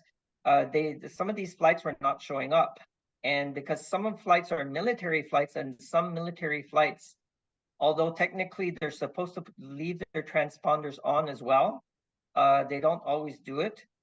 So there was another one that I was listening to Jim's on his video. He said there's another one that has all the military flights included with the civilian flights, and it was ABS Tracker or something like that. If you guys want, just remind me later, and I can cut and paste the address in the chat window, because I do recommend at the end of my part 3 that people should kind of track the flights, like if they see spraying operations or things like that above their vicinity, especially if they're close to an airport, then they can track, they can literally see, if they know where they are, they can see like which flights could be emitting these long trails and so on. So anyway, that was an ATI request for that, and there was something else in there. But like 40 days later, no reply. So this is from Transport Canada. So I sent another inquiry. Well, that one 40 days later from my original request. 40 days later, no answer. I sent them, and they have yet to reply. So to me, they're definitely concealing something. Okay, because they're not saying, oh, we don't have anything, or they're just not answering. So okay, maybe it could be one time, there could be an oversight or something like that. Maybe the email got lost. But this is I sent 2 more. Here I only put 1 on the screen, but I put 2 more replies to try to press them to get answers. No answers. So yeah, at the end of the same here with our second same here with our second FOI to Environment Canada. I sent 3 follow-up emails to them already. Like I say, we filed this back in August, and we still have no reply, no nothing, no documents, no absolutely nothing. You know what also could be, which I kind of appreciate, actually, the more we bombard them, obviously they understand now, they see, well, oh, there is people that are interested in what we are doing here, and maybe that's also or could be a reason why there is such a delay in their reply. Who knows? Good news, actually, but on the other hand, we certainly want this information, right? Yeah, and I put actually more pressure on it. I'm not afraid to, because I don't know if I have the link here, because I have part of my screen is blocked there too. But what I do too is I tell them, look, I need this information because I'm going to publish my part 4 in January or whatever, right? And I think the Canadian people have a right to know. And your response or non-response is going to be in my article, so I'm trying to give them a little bit extra incentive to, push them to give the information, because they might think that, if we're just communicating between us, if we don't give it, then nobody's going to know about it. But I'm sorry, but my readers are going to know that they're not being transparent. And that was the purpose of the whole section 3.1. So people can go look at the transparency. And right. I'll give you the link too in the next slide or so of all my communications. And like I said, I'd be very professional, be very polite, be very thankful, even if nothing comes up. Okay, well, thank you, whatever their name is. Thank you for your help, and I appreciate it. But I'm not going to start yelling at them or anything. That's no use doing that. So at the end of this section, so what do we know? Okay, so this is a kind of a summary in a way of not just part 3, but almost like part 1, part 2, and part 3. So it's almost like, and we've been in correspondence with a lawyer on a particular case, and when you present information like in a court of law, you present some statements of facts. So what I wanted to do is, okay, I don't want to put any speculation at all whatsoever. So I only put the statements of facts, okay? So statements like, for example, okay, in Quebec, there's Operation Umbrella that took place about cloud seeding, or these other operations are taking place, and it's just all point by point, all the facts, basically. So inventory of the statements of facts, okay, of what's going on, what we know, and also what is not answered. For example, NAV Canada, we still do not know who owns them, who are the bondholders. Okay, they're not being transparent. We don't know. So, and other ones as well. I'm just kind of giving you a little bit of a summary here, but you can go look at the point. They're probably about 15 or 18 points or something like that. So these are some that you could even present in a court case or in a court of law, because they're not speculation at all. They're just statements of clear facts, and a lot of them relate to ATI requests too. So what do we know, and what should we know? So what are some of the big missing pieces? Okay, so people can go look at that particular section. Then I finish off, well, here I want to do a little bit of solution journalism here, right? So I want to try to get the audience a little bit more reactive. Okay, so what can average people do? So here is just a quick summary, but I have a little bit more description with links and different things you can do. You can contact your elected representative or representatives. I should have put that plural. You can make ATI requests. Anybody in Canada can make ATI requests. It's so complicated to do the online version. So I put a link to the PDF form that you can print and tell them, okay, you can print this form.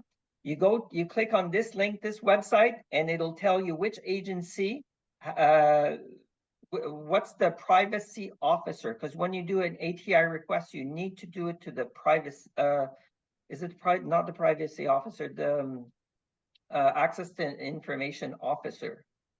Okay, so each Transport Canada has one, and Global Affairs Canada has one as well. And they give you the name of the officer and the address and the phone number and the fax and all that. But you basically need the name and you need the address. So anybody in Canada can make the ATI request. The only thing is that you have to put $5 bill in there if you're going to do it like that. If you don't want to pay, you could probably do it online for free, but then you'd have to give up a lot of private information, which to me, it's not worth it. But did you want to say something? Well, that's what I did when I sent in our FOI request. Then I mailed this to them and put a $5 bill in there. That's right. It's simple, right? I'm old school. I'm an old guy. I'm old school, so I like doing things the old-fashioned way. Because like fighting with online like systems, and they're buggy and like this, that, and then you get the runaround, and I have no patience for that. Okay, other things people can do: take water, soil samples, and get them tested. So I linked to a particular lab in BC. But there are labs all around the country, all around Canada. So those are things you can do. You can get detailed reports. Use the flight tracking software. I mentioned Flight Aware, Flight Radar 24, and I think it's ABS Tracker, the one that Jim recommended that includes military flights. If you find out where's your closest airport, or maybe you're between two airports, you have to figure out on the map where you are if you're trying to track flights. It's a little bit more difficult maybe if you're in a region like the downtown Toronto or Montreal. then you might have a lot of traffic. But if you're in a place where I live, there aren't that many flights, so it's not too difficult to locate and pinpoint flights. I gotta wrap this up because I'm losing my voice already, but I'm almost done here. So another thing you can do: write or call your local member of parliament. Ask for answers. Ask them if they're aware. And when you do, don't avoid using words like chemtrails or things like that. Use SAI, SRM. Use the proper terminology, because if you use chemtrails, they're all instructed to just dismiss that altogether, and they'll just say, "Oh, it's just contrails." So you gotta write it professionally, in a sense.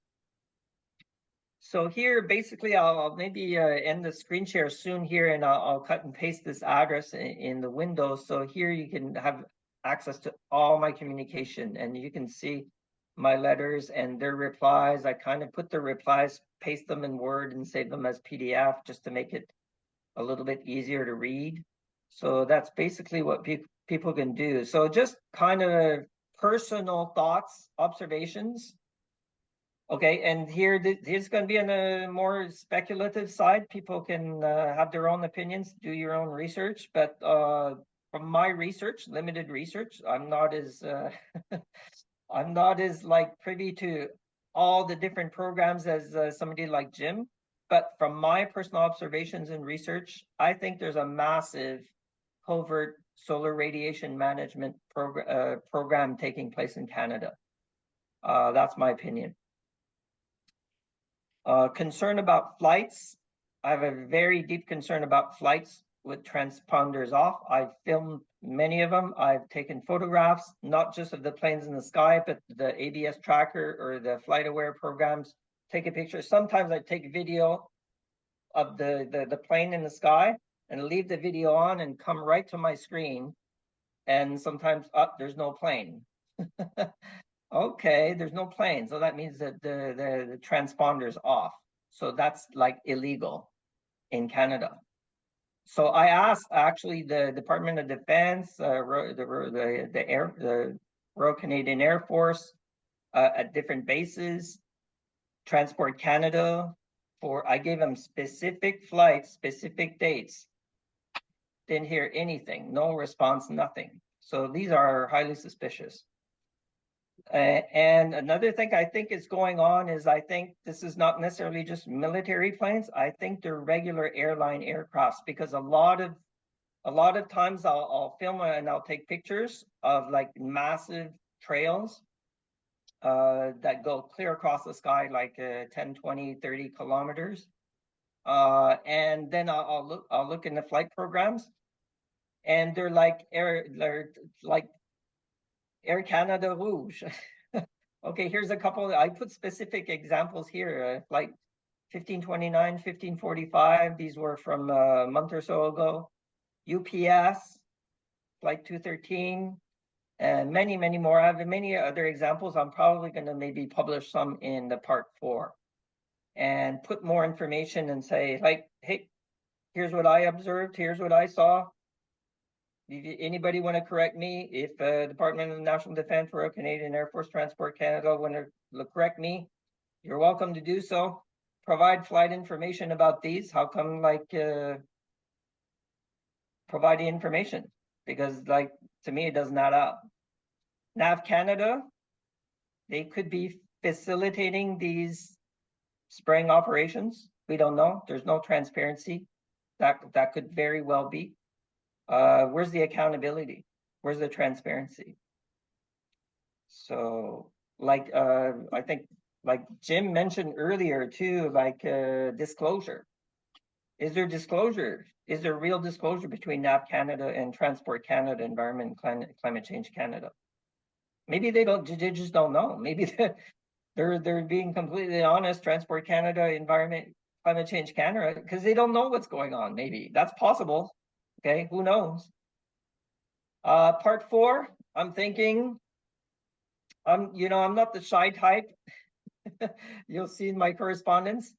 I am really seriously thinking about writing open letters to the RCMP and to the Quebec, Sûreté du Québec, the Quebec Provincial Police, to look at, for the Quebec Provincial Police, it would be specifically to look into, Bettina, your ATI request about the sprayings over Quebec, because we have these sprayings that took place for 10 years.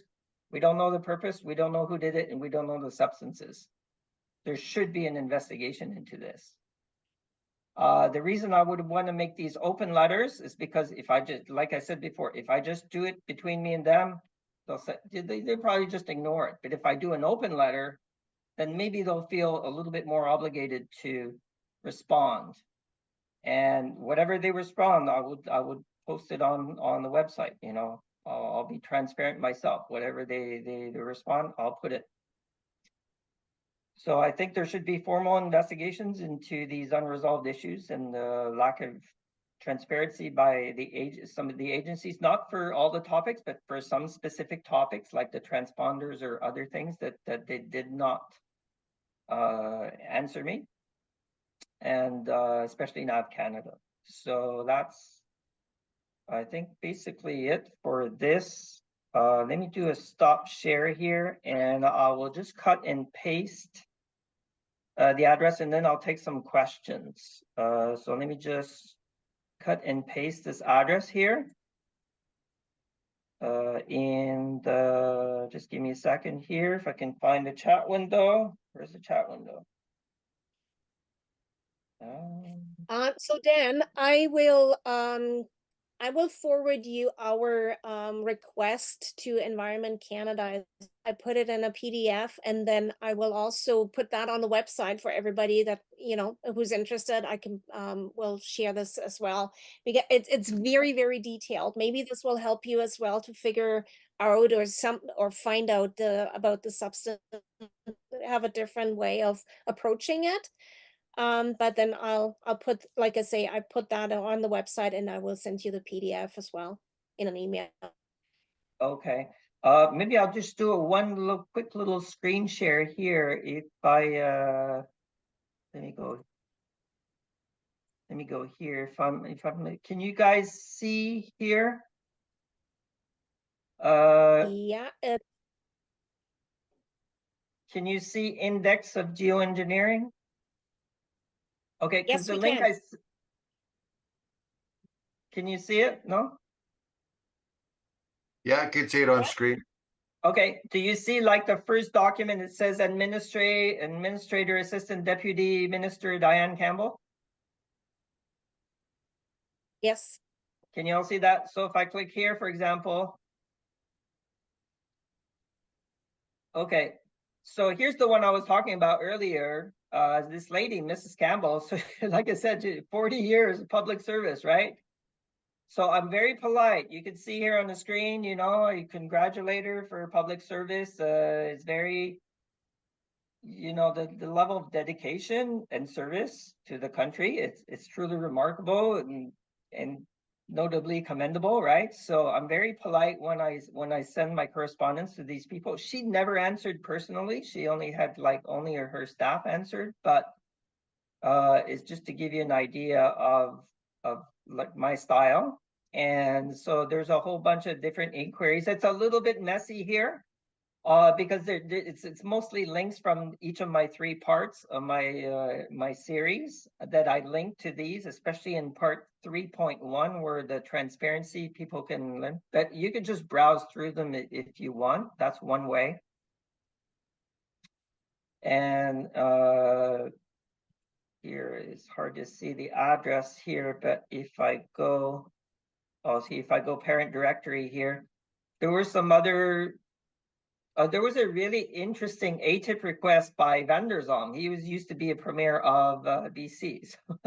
So I talk about him in, I think, part 2 or part 3. I think it's part 2.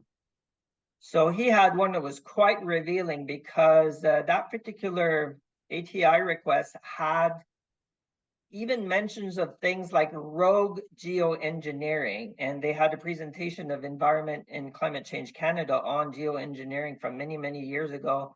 And one of the participants asked about, has there been any rogue engineering in Canada? And then the next page was completely redacted.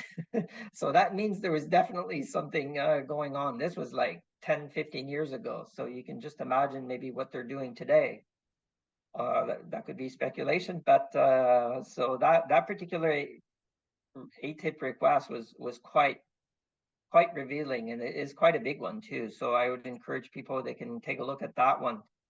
And I can't remember how many pages here. I see 52 pages, so it's quite long. There was the Dan Pelletier case also, which I discussed, I think, in my part 2, if I'm not mistaken. I didn't talk about any legal aspects. Maybe somebody else will talk more about some legal things. And then I have some photos. So they're by province. So for example, in my area, I'll have many, okay, that I've taken, or same thing with the video. So I'll link to these from part 1. I'll show you one just for fun. I went to Ottawa last summer and near the Parliament building, and there was one that was just like crazy. Straight up in the air. Okay, so I've never seen like one of these trails go straight up in the air vertically like this, but like that was kind of strange to me. And this is, you can see it was straight here, and then it goes this. These are the east wing of the Parliament building, to the east of the Parliament building, if not mistaken. So anyway, people can have a look. There's some videos as well, so same thing. But the main thing here is communications, so people can look. I have all the ones with NAV Canada and so on. So basically, let me stop the screen share here, and if anybody has any questions, then feel free to ask. Yeah, Dan, Jerry Pasikla here. I'm from Sylvan Lake, Alberta. And so I find Polish. Can you hear me? Yes. Can you repeat your name again? I didn't catch your name. Jerry? Jerry Pasikla, yeah. Okay. Sylvan Lake, Alberta. So I've been following this for quite a while. I got on with Dan Wiggerton and then Jim Lee, and then now with you, which this is really good, this Zoom, because there's a lot of information here, and I've been also following you guys on Geoengineering Free on Telegram, and I've submitted some bunch of photos from Sylvan Lake and photos, and I'm tracking the aircraft with the Flight Radar 24. And what I find interesting is that there's certain jets that leave these streams up there that don't disappear, and it's usually British Airways, Air France, and Condor out of Germany. There's been a few, and Lufthansa. And so like this morning, for instance, 3 jets went over. They left heavy contrails north to south. They were going in one straight from east to west, which I never see jets from east to west. Transponders weren't on. I couldn't get them. I could see the jets. I went outside with the tracker. There's no transponders. The jets is crystal clear. They're leaving, and their streams aren't disappearing. The sky was fairly blue this morning.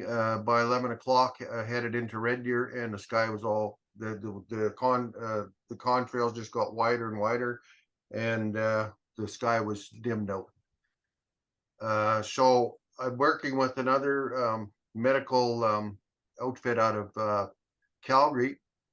She took samples of the snow the other day. She comes and stays up. She's been a respiratory nurse for 36 years, and they were taking samples of the snow, and they found a lot of different interesting things in the snow. They've got little kind of little like squiggly looking little worms that are moving if it's in the snow, different types of bacteria. So I'm going to pursue that. We're going to start taking water samples and snow samples, and she puts it under the microscope, and we're going to start figuring out what's going on. She said they're starting to break out what's actually in the different chemicals, and the high amounts of aluminum they found, and the barium. And so I also know Devin Dreeshen there. He's the Minister of Transport for Alberta. So I'm glad that this Zoom happened, because I'd like to get a hold of you, Dan, and start putting some information together. And I'm personally going to go see him and take this package of information and get him working on this. And then because he's connected with Danielle Smith, he sees her all the time. And I'm also working with several groups in Alberta now. Take Back Alberta, Alberta Free, Alberta Prosperity Project. We're all trying to work together with the banking system, Bow Valley Credit Union, to kind of stave off what's coming. And geoengineering is part of it. So, I mean, they're hitting us from several different angles. So, so that's kind of where I'm sitting, and how I'm involved in what I see happening. And so, yeah, I Awesome. respond to like 3 things here that you said. And first of all, like, thank you for sharing that, and do like get in touch with me. If you need my contact information, Bettina has it also. Get in touch with me. Share any of this. I want anybody here to share things with me that I can include in part 4, because part 4 is kind of open. It's for updates. It's for addendums. So I'm going to be posting more pictures, more photos, more videos. Now, you mentioned a few things here, and it really sparked my memory here, because this was very, very frequent, especially in October, November, December. Like you said, you could start a day, clear blue sky, not a cloud in the sky, and then they just start spraying the sky, and by 10, 11 o'clock, the whole sky is covered white, which is like it's just totally abnormal. I photograph a few. I'm definitely going to put in the part 4, and on several occasions, 2-3 occasions, these very strange rainbows that are a little, they're almost like, it's almost like a V shape in the sky, and sometimes they go down straight. This is totally abnormal. So definitely chemicals, something going on there. Metals, I should say, maybe. Maybe it's the aluminum. I'm not an expert on this. But this one particular time, I was coming back in my car, and I saw these, and I spotted it about 3-4 kilometers away. It's exactly where I was going. And then when I got to that point, it was a fairly clear sky except for some trails and that particular rainbow. So it was an intersection of trails where there was rainbow. And when I drove right through that, it was like almost like these little particles falling down. It's, like sometimes like if you have like snow dust on a sunny day, on a sunny, windy day, but the very, very fine snow, but it was even smaller than that. It was definitely not snow. So it was falling down and like in very big quantity. And I should have maybe drove back to take a sample. I did not take a sample. But this happened on one or two other occasions where I took pictures and video. So that was totally abnormal. And I kind of kicking myself. I should have taken a sample because there was snow from the previous day. So it could have fallen on the snow and I could have easily got a sample. So, and one more point, you mentioned Danielle Smith. I know for a fact that my work has made it to her office. I don't know for a fact if she read it or not because there's a correspondence with the lawyer and her team, and it was a little bit cold at first, but there was a little bit back and forth. So I do know that my work made it to her office. Whether she's read it or not, it remains to be seen. But if we can get any politician on our side, I mean, that would be helpful, especially in her, because her province, a lot of like there's operations going on that we know of, those that are those that Transport Canada told me about, right? Well, I know Alberta's getting sprayed big time. They've started over the summer, and it's been actually through, and you can see them. You can see when the clouds break, you can see they're zigzagging across the sky up top in an H pattern and that. So I know Danielle Smith, she's getting bombarded from many different sides about many different things that's happening. She's very much awake, and but she's got she's kind of like Danielle in the Lion's Den. She's got a caucus, half her caucus is ready to take her out. The other side is the NDP, so she walks very carefully and very careful what she says. And she's got a battle going on with Ottawa now with our two friends in Ottawa there. But so but she is wide awake. She knows what's going on, and but she's treading pretty careful. But I know we got a companion, Mo, in Saskatchewan, which is he's kicking butt too. So maybe between the two of them, they could start making things happen. But they're trying to attack the oil industry and everything here. So so they're going to hit Alberta hard and heavy. That's what we expect coming. That's what we figure. So we're doing everything we can to fight back in the councils and getting our people, grassroots people starting to get back into the council, start taking charge of things and turn this thing around. Yeah, the only caveat I would give to all of this is that our approach should be bottom up, not top down. So yeah, it would be nice to get somebody like Danielle Smith, but I think what would be more effective for our cause would be to increase awareness of the masses, and then at the local level, at the provincial level, then people start demanding answers. That's why my section 3.5 is what can people do? Okay, so I had a couple that they can call their, contact their local representatives, but also their provincial representatives or their MPs. They can get water, like sample tests, water and air, and even snow, you said, tests done. Send the test send a copy of the test registered mail with a letter, accompanying polite letter, very professionally written, very cordial, and ask, like, are you aware of these? What do you think the health implications on Albertans or whatever province you are in, right, might be? Have you considered maybe performing some, like, I don't know, environmental tests or air quality tests or things like that? You got to speak their language. And this is advice I got from Jolie Diane, from the Geofree Engineering. I always get the two zero Geoengineering. Sorry. I'm getting old, sorry.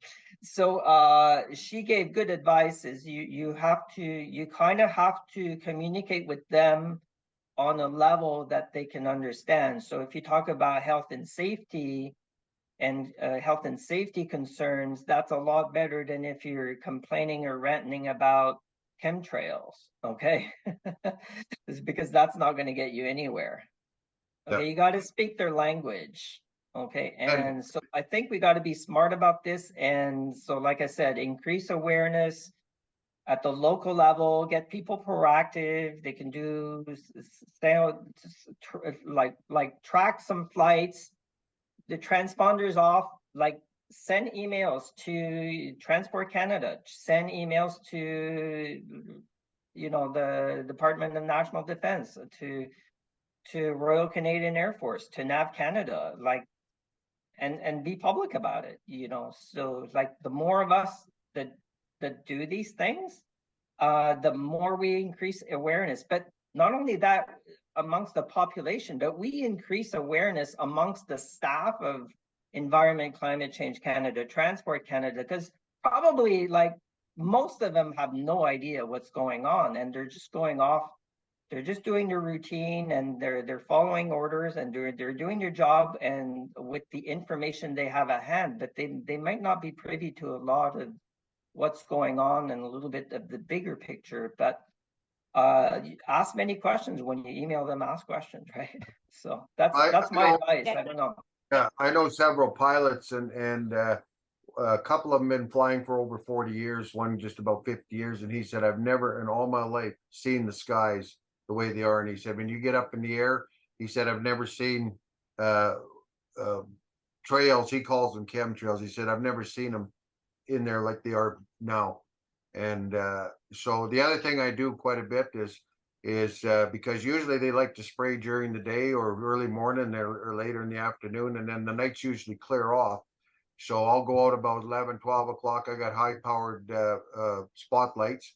I'll go out and the sky will be totally clear, nothing around. It'll be totally calm. I've done this in the summertime, wintertime, and you shine the light up in the air, and there's all kinds of particles floating around in the air. Some totally clear sky, and then one night was so thick it was actually dropping on the flashlight.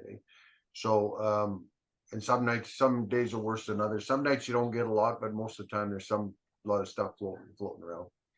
And it's and this is, can I just quickly interject? Yeah, so this is the two things that are going on: the solar radiation management and the earth radiation management. And this is why you won't find a lot of trails at night, because that's the cloud thinning, right? So they wanted to make sure that the earth radiation is disappearing and it's not blocked by clouds. So they want clouds by day and not by night. And those are the two technologies they use: solar radiation management, earth radiation management, and a third one is the carbon dioxide removal. So Gary, if I may ask you, so we have a presentation ready for to educate people about these technologies here. So and I don't know if you followed us from the beginning, but we raised quite a bit of awareness here in BC by traveling the province. So I've been traveling from Kelowna to Vernon, and Vernon back to the island, and back to Vancouver, and all over the place, to educate people about geoengineering, and with the help of Jim and Nikki Florio. So Jim Lee and Nikki Florio, they always came on and spoke, and they're amazing. So you heard Jim speak, so he knows what he's talking about. But anyway, so if you're interested with your groups that you're a member of, why don't you just set up a meeting with us, and then we can present about geoengineering, so that you also kind of get the term. That's right, what Dan was saying, the right terminology, which we have put together in our presentation. And you can certainly use that's absolutely free for everybody to use. So if you're interested in doing that, then just set up a meeting with a group of people, and then we zoom in, and then we can present about geoengineering, the technologies, and why they are doing what and when and how and whatever else. If that's I'd be interested in doing that. Yeah, for sure. Okay, so awesome. Well, then your contact. Our contact, I put that in the chat. It's certainly our website. And the email, hang on, I'll just type that in. The email is geoengineeringfreecanada@proton.me. that's our email, and the website is geoengineeringfreecanada.com. So I think that's pretty straightforward. Yeah, no, I go on there all the time. Okay. Awesome. Well, thank you very much for doing that. And yeah, like I say, just get in contact with us. Go ahead. Yeah. So one question, okay, I was just a little unclear. Like Jim Lee was explaining the difference between the spraying in the higher atmosphere versus lower. So now, like, was he saying that the trails that are being left behind the jets are not chemical spraying? No, that's not what he's saying. He usually references the jet fuel itself. Yeah. So there is additives, or there is the metals are added to jet fuel. So that's part of the jet fuel. Yeah. And so what he is saying is that the higher they fly, the longer they stay, because the higher it's a different kind of, well, it behaves differently than lower altitude. So then go ahead. Yeah, I was just wondering there because I was doing some other stuff here, and then I just caught that to come back in and caught that with Jim there. So I just wanted a clarification because I was talking like I was talking to another pilot a while back, and well, just the other day actually, and we were talking about this, and he said that the jet fuels, he's on this now too, and he's trying to get some jet fuel to test, and because he lives right out by the airport there at Penhold. But like he was saying too, is they got to be careful when they're putting the stuff in, like especially the aluminum. They can use the aluminum for certain parts of the jet for performance and that. But he said if they put too much, it'll start burning that. It'll start working against the jet engine. So he's pretty interested in what's happening and what they're putting into the fuels, eh? So that's so we took a fuel sample and took it to a lab in Alberta. Obviously, these kind of labs are in Alberta because of the fuel industry and oil industry and stuff like that. What we got back here, the results are not very accurate. Obviously, I sent the results to Jim to take a look at, because I don't know how to read these kind of documents, right, and these results. So, and he said to me, well, the problem is that they measured this in milligram per kilogram. And that is not very accurate. So it should be these kind of measures or measurements, they should have done that in ppm and not in milligram. And this exactly, and this is, but we got back the milligram, so this is obviously not accurate enough.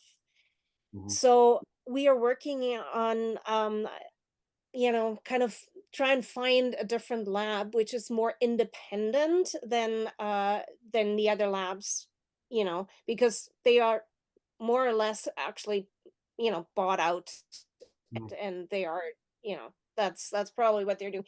Like I say, it was not very obviously not very accurate. So yeah, let's do this another time. We have access to jet fuel again, and then we can take another. So I've been in the oil field for all my life, eh? And so I know. I mean, there's a lot of laboratories that do for petroleum industry, like the Suncor uses and places like that. So I can make some calls and get some independent lab involved in it. I know that Agat Laboratories is one of the big ones out here, and I don't know how good they are, if they've been infiltrated or bought out or whatever. But I won't use Alberta Health Care Laboratories. I don't trust them. So, yeah, of course. For certain reasons, but anyway, so that's kind of where I'm going with it. But it's I'm really glad this Zoom come about, because it just connects everything and then start working together and get things happening. Awesome. Thank you very much. I appreciate that. All right. Is there any other question? Is there anything else? I don't think at this time. I'm just going to start concentrating on getting information together and work through Devin Dreeshen there and Minister of Transport for Alberta, and we'll just work up the ladder, because he's very accessible, and he's young and he's awake and he's smart, and so he pays attention too. So not like the other transportation minister we got, or the energy minister in Ottawa, whatever. Yeah, well, good for you. Well, I filed an FOI. Jerry, a question? Yeah. Jerry, because you mentioned earlier that you had a contact who was a pilot. Was that pilot in the military before, or just civilian?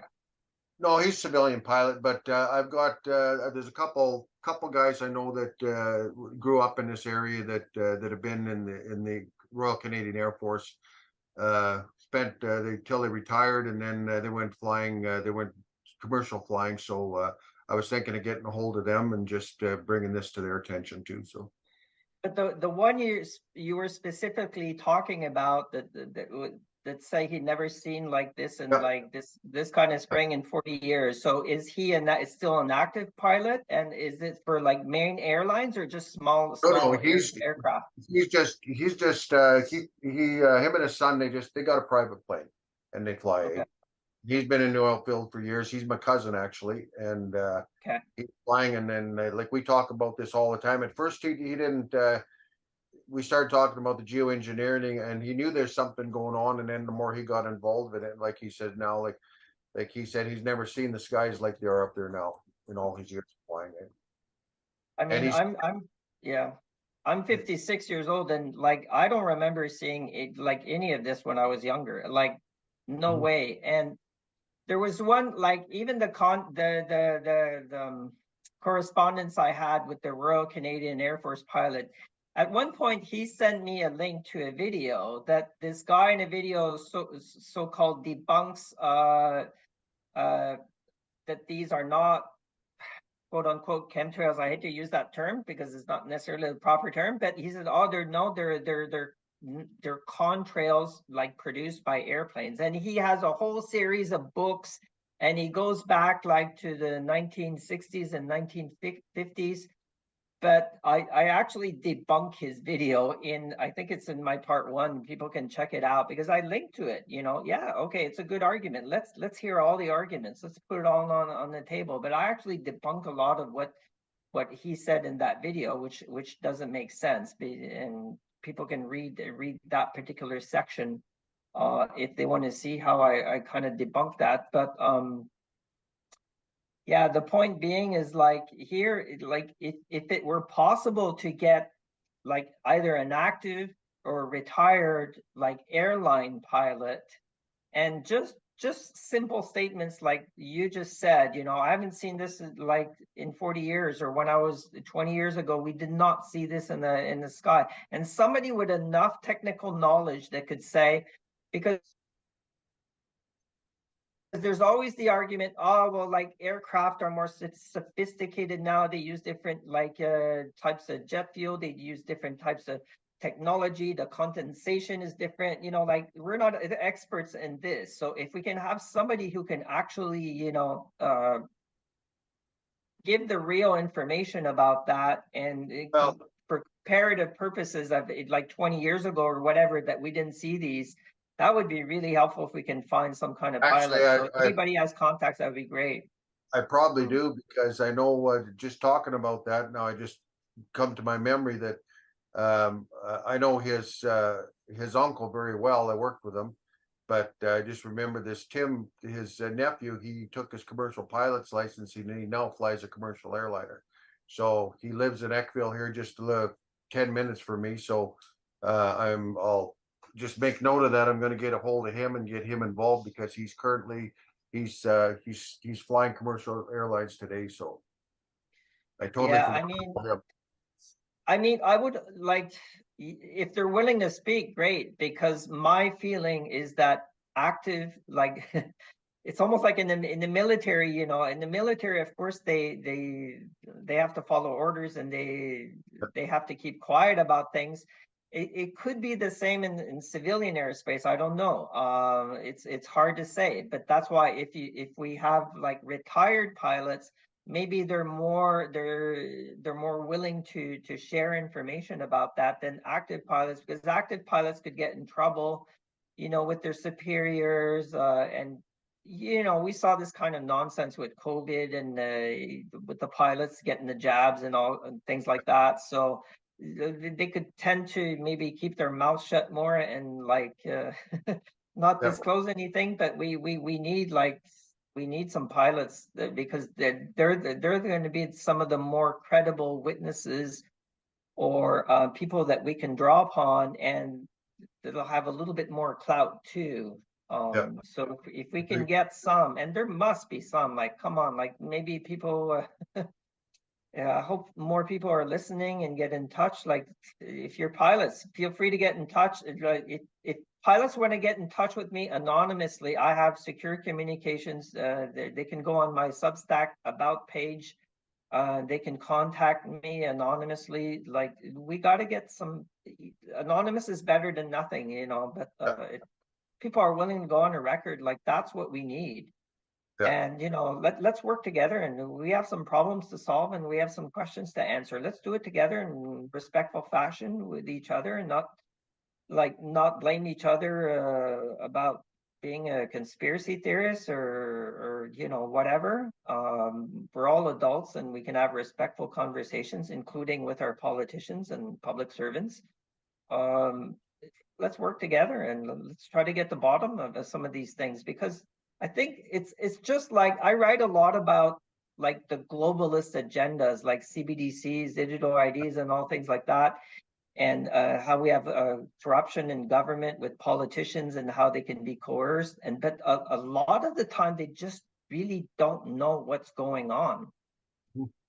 So that's but if they had the information, then maybe they'd say, heck, I didn't know this was going on. Maybe I need to look into this, or maybe we need to start keeping people to account. That's what we need in our system, with our politicians. I mean, we need honest people that are gonna be honest, right?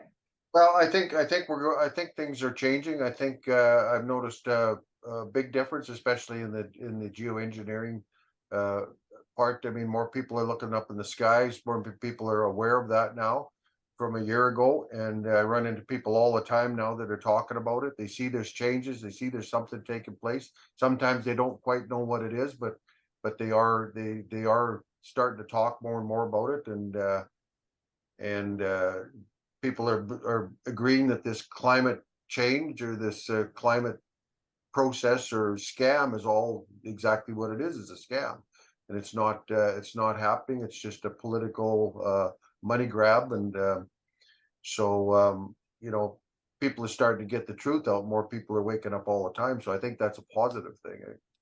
Another thing I was going to ask, no, I think this is more geoengineering free. So there's also I was reading one of your flyers saying that I think it says 2 Saturdays from now or whatever to everybody to go to the City Hall and in regards to 5G. Yeah, we are putting on a 5G rally.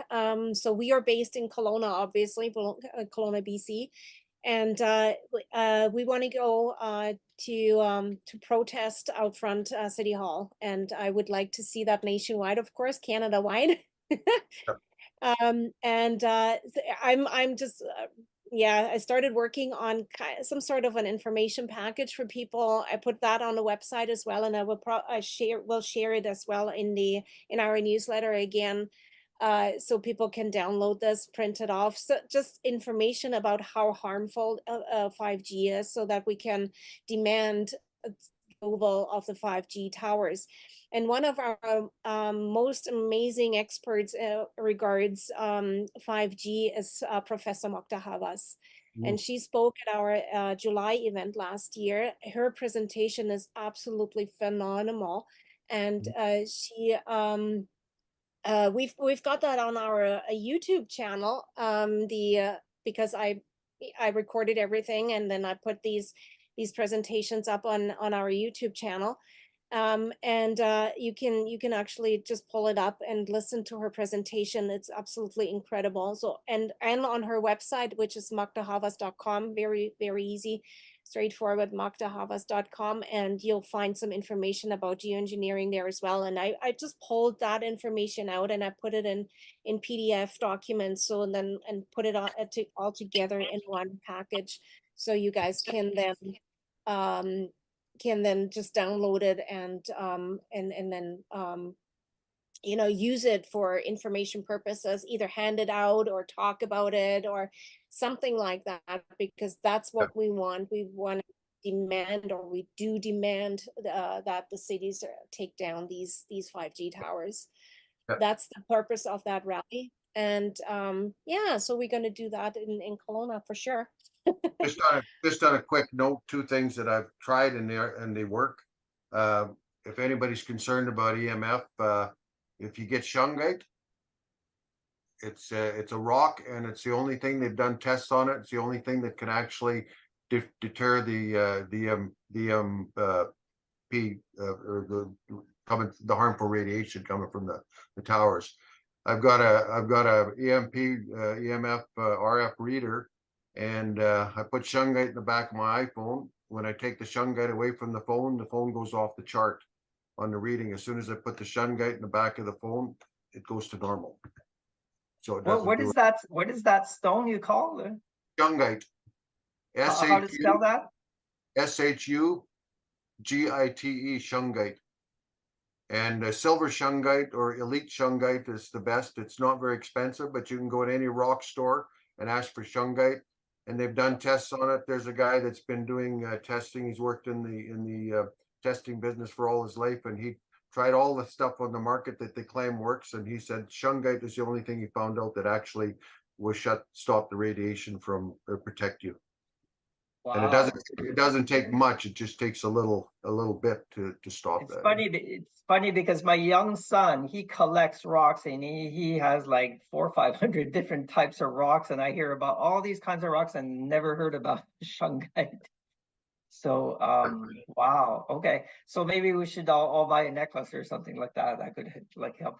Can I make a quick point on what you were saying about the climate climate scam, or however you want to put it there? In my part 2, and there's many like things I talk about. I do talk about 5G in part 1 too, and I talk about EMF readers and things like that. But just to make one point, and I could always show it, or maybe I can do it. Let me do a screen share here, because I have a section in part 2, and I'll just take a minute here. It's under climate alarmism, and there's something, I have a subsection called carbon taxes. So let me just do a quick screen share here. I think should be here. Can you see carbon taxes on the screen? Yeah. Okay. So here, actually, okay, there's climate alarmism, right? So here, I mean, we all know about carbon taxes. It's been in the news, right, in 2023.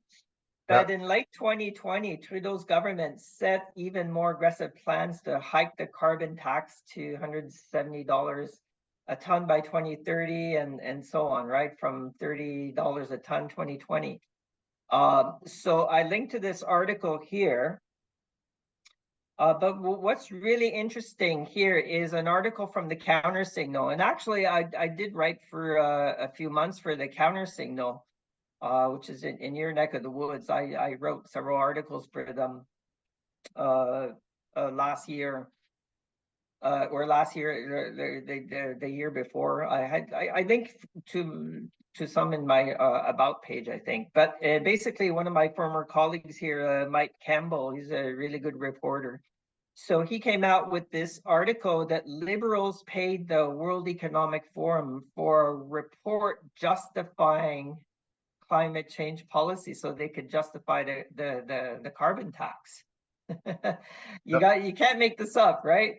Oh, and no. This was found out by it was a special I forget what it's called. It's called it might have been Leslie Lewis who did this. It's an inquiry. It's what do you call it?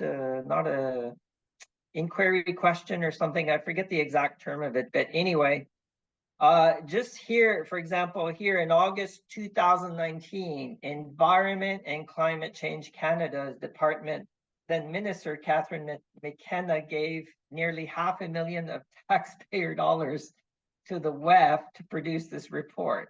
And I linked to the report, and they always do these reports, right? How are we going to solve these problems? And here's the solution. And Yep. you know, the WEF are really good at producing the report. But what's really kind of disgusting here is they use our taxpayer money to kind of sneakily go by the WEF so they can, you know, come back and, oh, well, they said that, you know, it's a good idea. Maybe we should have carbon taxes to mitigate this or that, or you can see how these shenanigans are going on. So basically, I just give a few examples here. Oh, it's an order paper question. That's what I was looking for here from Leslie Lewis. And it's question 1689, because these are all tracked, right? So people can go and take a look at them if they want. I don't know if this is the specific one, maybe.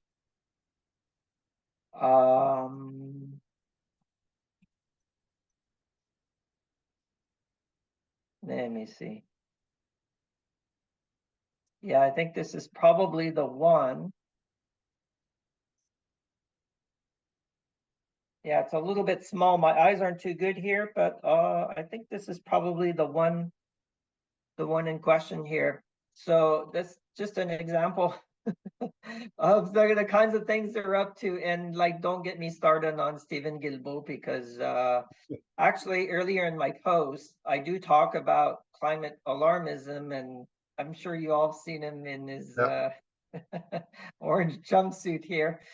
And his little shady past there. So, I mean, at least one thing for sure, history will probably repeat itself, because that's probably where he'll end up.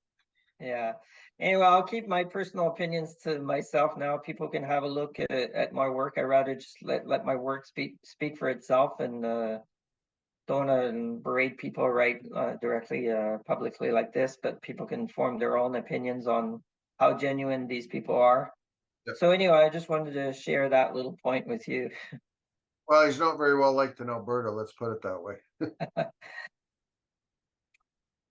Yeah, well, I guess so. Anyway, any other questions? Anybody have any questions? Feel free.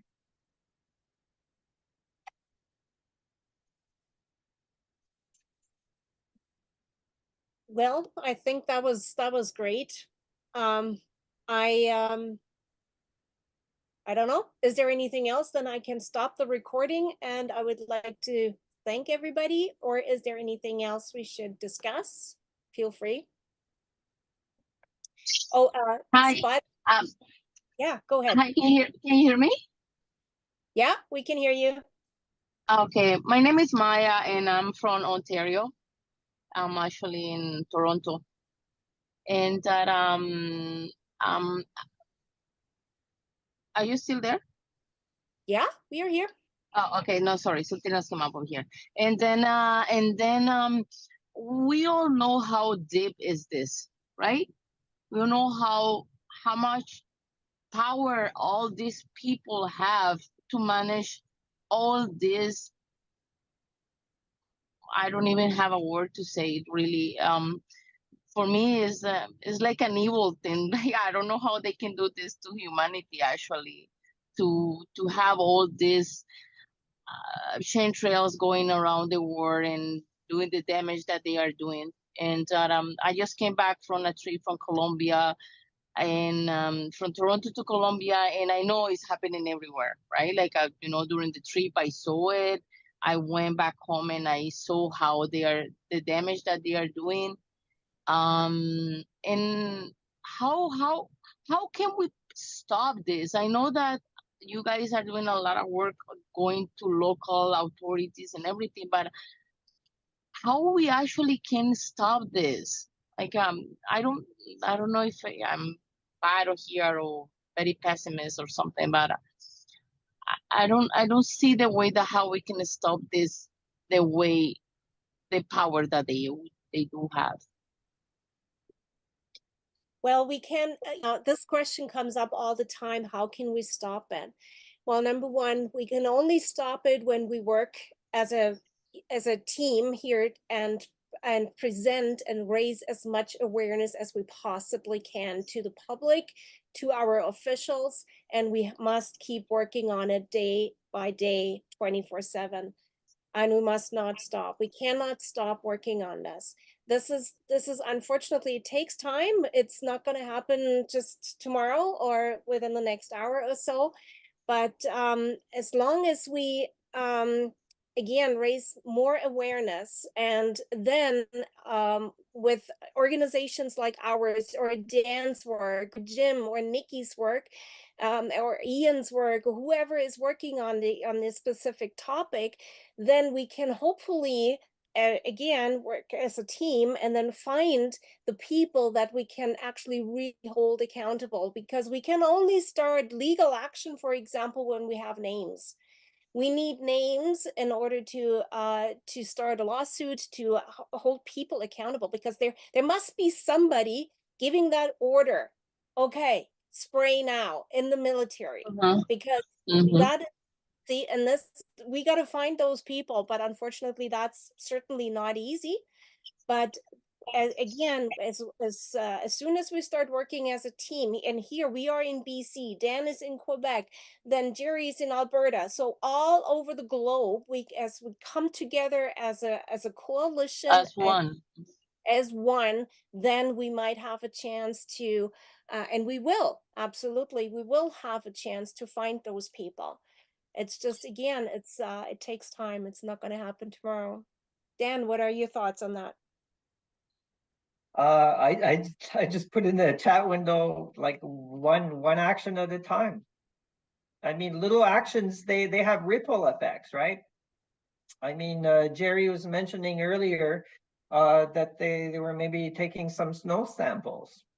Okay, that's great. I mean, just little actions like that. Sure, if you take samples and you might have to pay $100 or so for a test. Okay, maybe not everybody can do that, but if you don't have money, there's other things you can do, right? Talk to your neighbor. Ask them, hey, what do you think? What do you think's going on up there? You know, just ask them some questions. Stayed on this time. Yeah, I actually do that a lot. Like, you know, I tell the people, and I take a lot of pictures. I show it to the kids. I tell the kids, ask your parents, what is this? So to try, because I work at school, so I just try to, you know, to call their attention.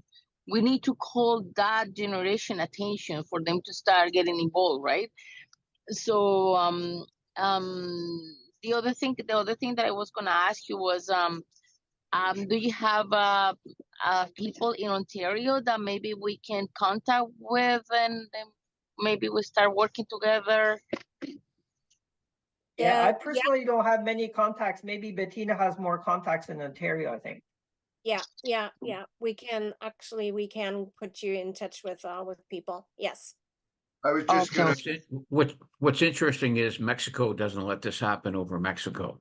So I would like to know how Mexico is not allowing this to happen over their territory. So that might be a good place to start. I think. So if you know any. Sorry, go ahead. I was just going to say, I think there's 3 countries now that have stopped the spraying over them. Mexico was one, and I do believe there's 2 other countries that just stopped it. I'd have to check my notes and. Yeah. Well, what are they doing? Yeah, what are they doing, and who could we talk to down there to actually get some ideas on how to influence our government? Says, hey, this is not happening in Mexico, or let's say another Central American country, or wherever. I think that'd be a good idea to try to pinpoint that as a resource. That's a good idea, and I do actually have a contact, which we can. I do have a contact in Mexico too. I need to because I was on a podcast with him. His name, if you guys ever listen to TNT Radio, his name is Hervoye Morik, and he's been living in Mexico for a while. And I've been meaning to ask him, but it was very tight because his live radio. When I did the interviews with him, I did two interviews with him. But I need to try to get in contact with him.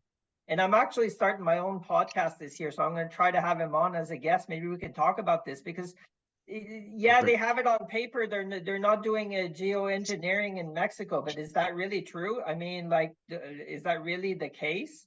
Because just look at what happened at Acapulco not that long ago, right?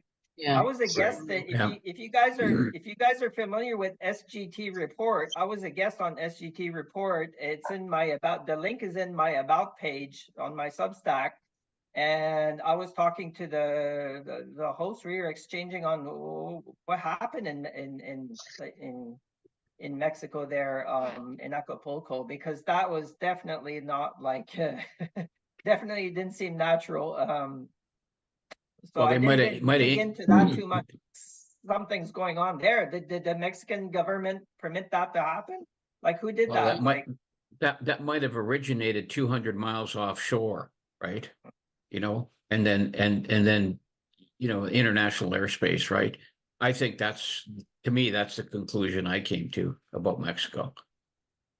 Yeah, I'd have to investigate, do more digging there, which I didn't do, but it was definitely not natural. So, I mean, so what's the real story in Mexico? Is there like zero spraying there? Like, what's going on? Like, we need more contacts maybe over there to see.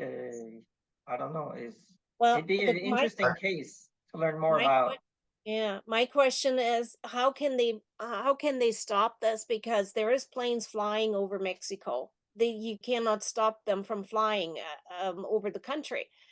So whatever is in their jet fuel and whatever is it's probably the military that might not be allowed to fly over Mexico. I don't know if they shut down the airspace for the military. I'm not sure. But how can you stop the commercial aviation from flying over this country? I think that's impossible. So I don't know. I don't know. How can they got what they got is they had I don't know if you remember this, but they had Russian Air Force flying over Mexico for the first time last year. Russian Air Force and Chinese Air Force flying over Russia or flying over Mexico. So there's some sort of arrangement there. And I think they may be using, they may not actually have a very efficient Air Force down there, but they're allowing the Russians and the Chinese to fly over their airspace, military. So that could be it. I don't know. I quickly Googled this, you guys, and it's talking about solar geoengineering, not spraying. It's a different story altogether. It's not the spraying. They still probably do that, but it's solar geoengineering that they call for the ban of that. Yeah. Yeah. I posted a link in the chat. Yeah. So there's many different kinds, obviously, not just the spraying. That's many different levels, of course. Yeah. I also know a lady in. See if you can go on the link, Maya. I also know a lady in Costa Rica, and I speak with her once in a while, and she said that she doesn't see any spraying in Costa Rica over the skies, no chemtrails or anything like that. So. And I used to live in China. I lived in China from 2008 to late 2021, and in the big cities, massive spraying. I was in the city Shenzhen, across the border from Hong Kong, massive spraying there. In my wife's hometown, Wuhan, when we would go over there, I would witness a lot of spraying too. Very, very bad. Maybe it's not related. They're probably not related, but very bad smog too. Air pollution is absolutely terrible there. So it's definitely happening. I mean, China's been pretty open about different programs they've had, like with the Olympics and what they do way out in Western China. They have like all kinds of stations to modify the weather there too.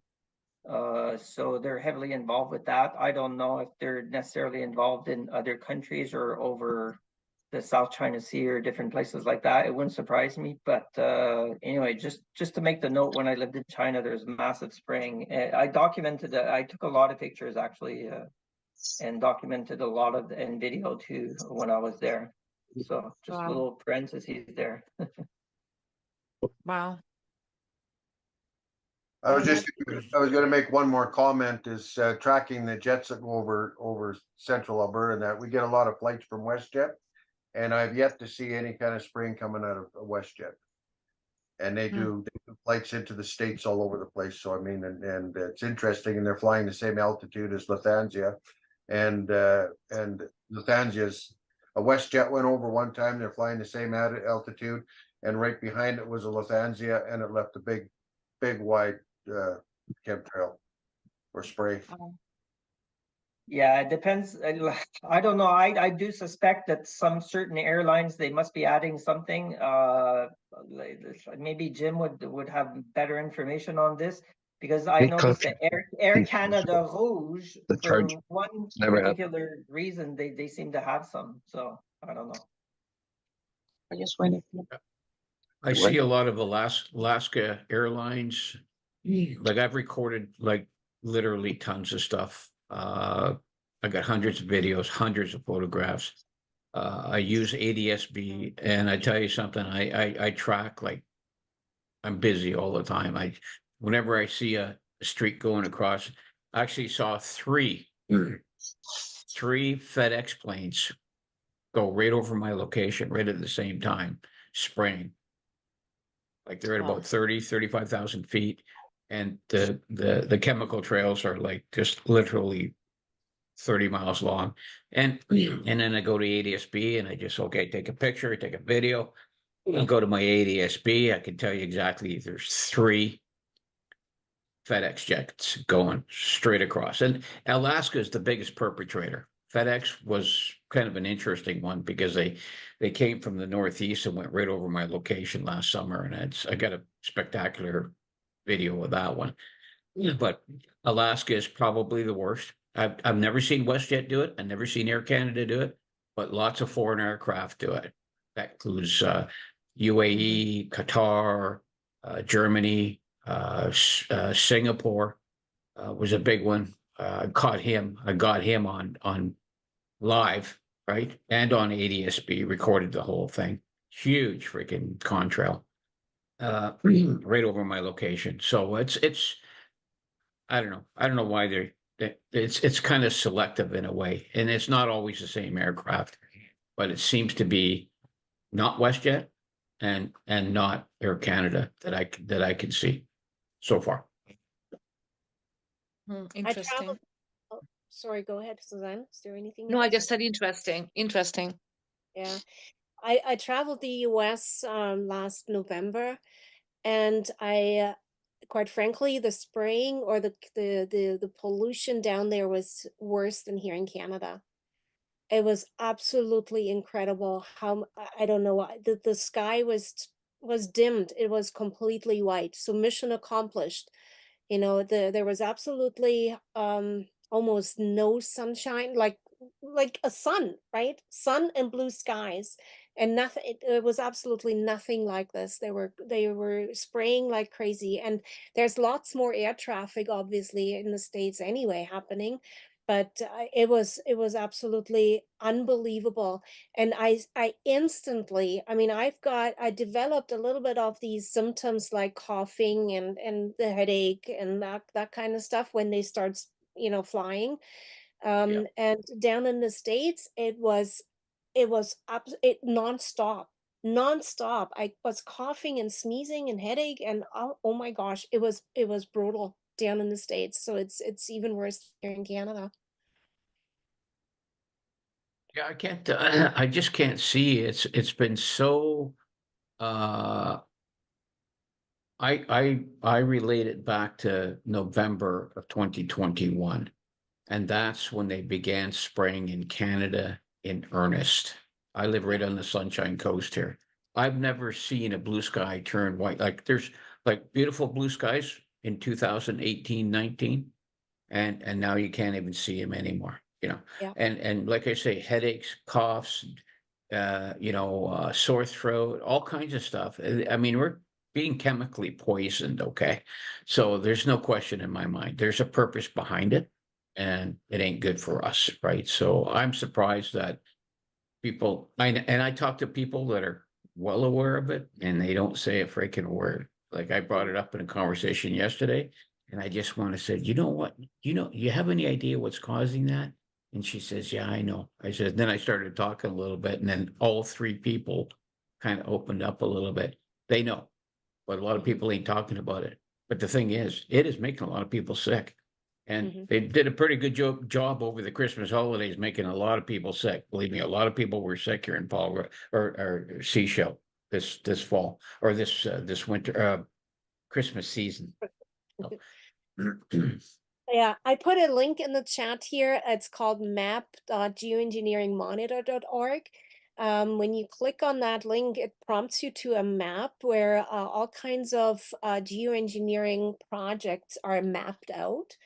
So this also might help to identify these different type of chemtrails, for example. Well, chemtrails, we know why we use chemtrails, right? So this is our terminology here. Because a friend of mine, he posted a picture of a chemtrail, which is kind of black, and then it turned white. And so and I was talking to Nikki about this as well, about the different type or the different colors of these chemtrails, and she said, yeah, it depends on the project they are flying. So obviously there is these different additives to the jet fuel, and depending on the project they are obviously putting on there or flying or something like that, then the color of the chemtrail is different. So that might be an interesting site and map to look at. It's actually, it is done by the ETC group, and the ETC group is out of Canada, by the way. They are from Quebec too. Maybe Dan, maybe you would like to contact. Wait. Quebec. What is ETC group again? You said ETC group. The ETC group. They their project. Their big project was Hands of Mother Earth. Okay. Hands off Mother Earth, eh? Hands of Mother Earth. Hands of Mother Hands of Earth. Mother Earth. Take a note of it. Hands of Mother Earth. Yeah. Okay. Yeah. And these good guys. So are they on our what side? are they exactly? ETC group. What's their purpose? You said.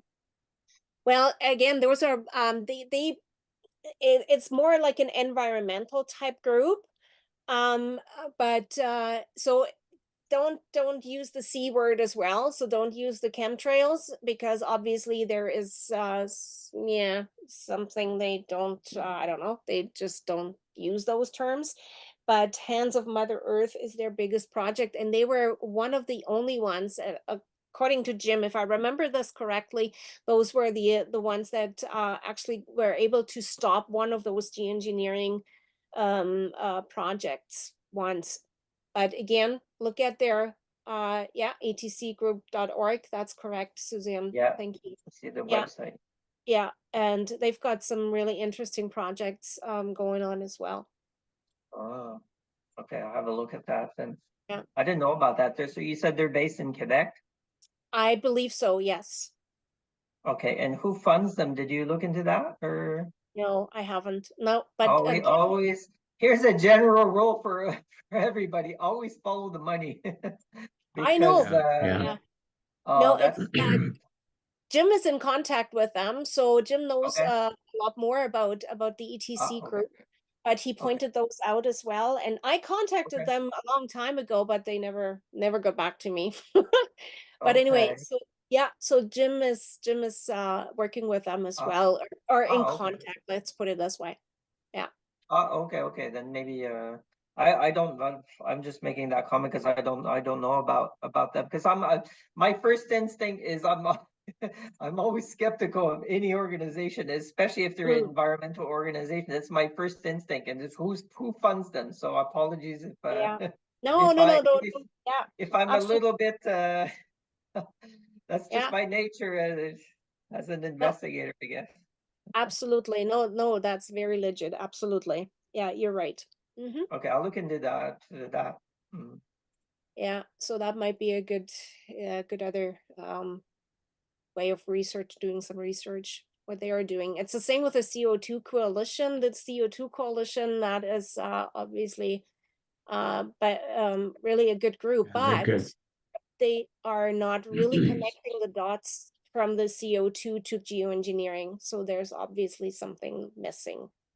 Yeah, there's quality people there, definitely. I'll link to some of them. I can't remember if I made a post about the Quebec wildfires too. I can't remember if it was in that post or another post that I linked to some of their work there.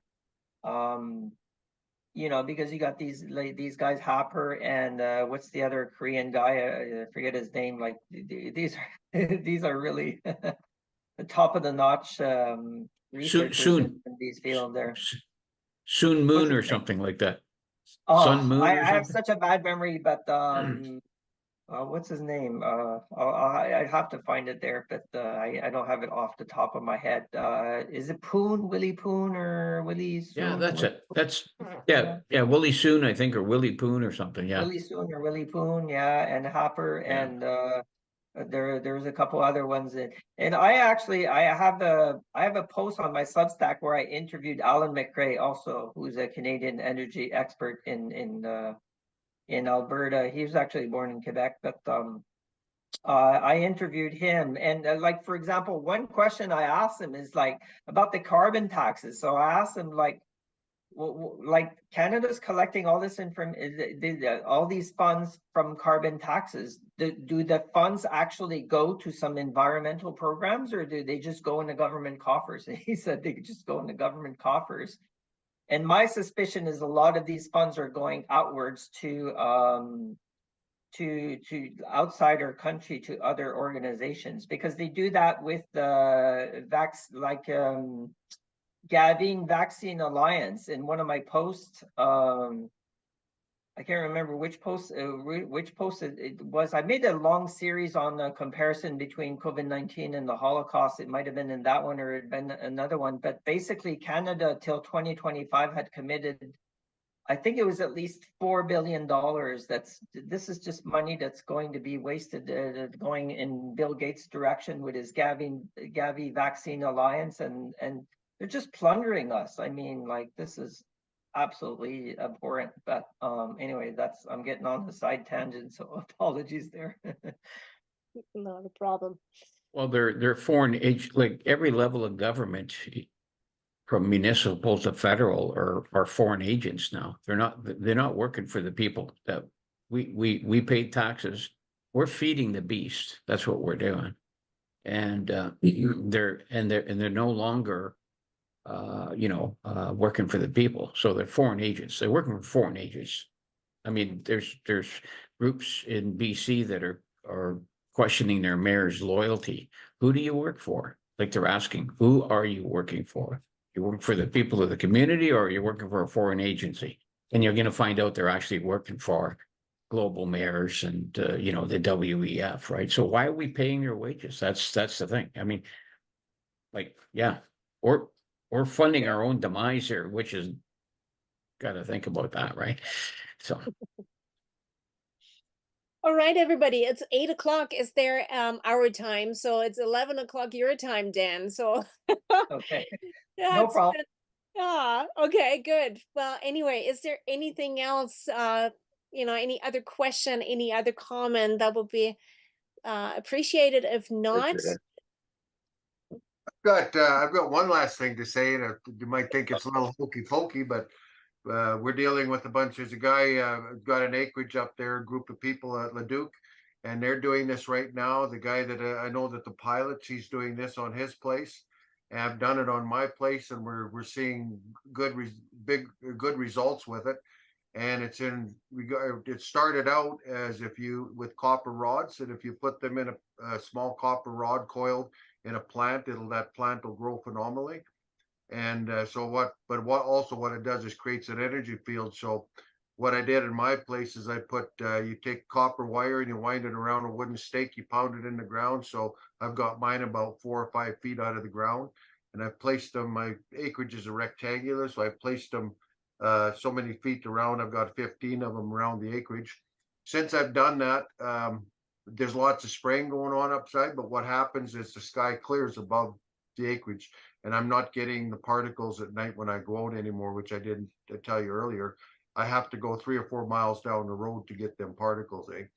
The guys up in Leduc, they live right by the airport. They said since they put these copper rods up, they're not getting any contamination over their acreage anymore. So it's just a note we're still working, experimenting with, but it seems to be working really well. So awesome. Just wanted to say that.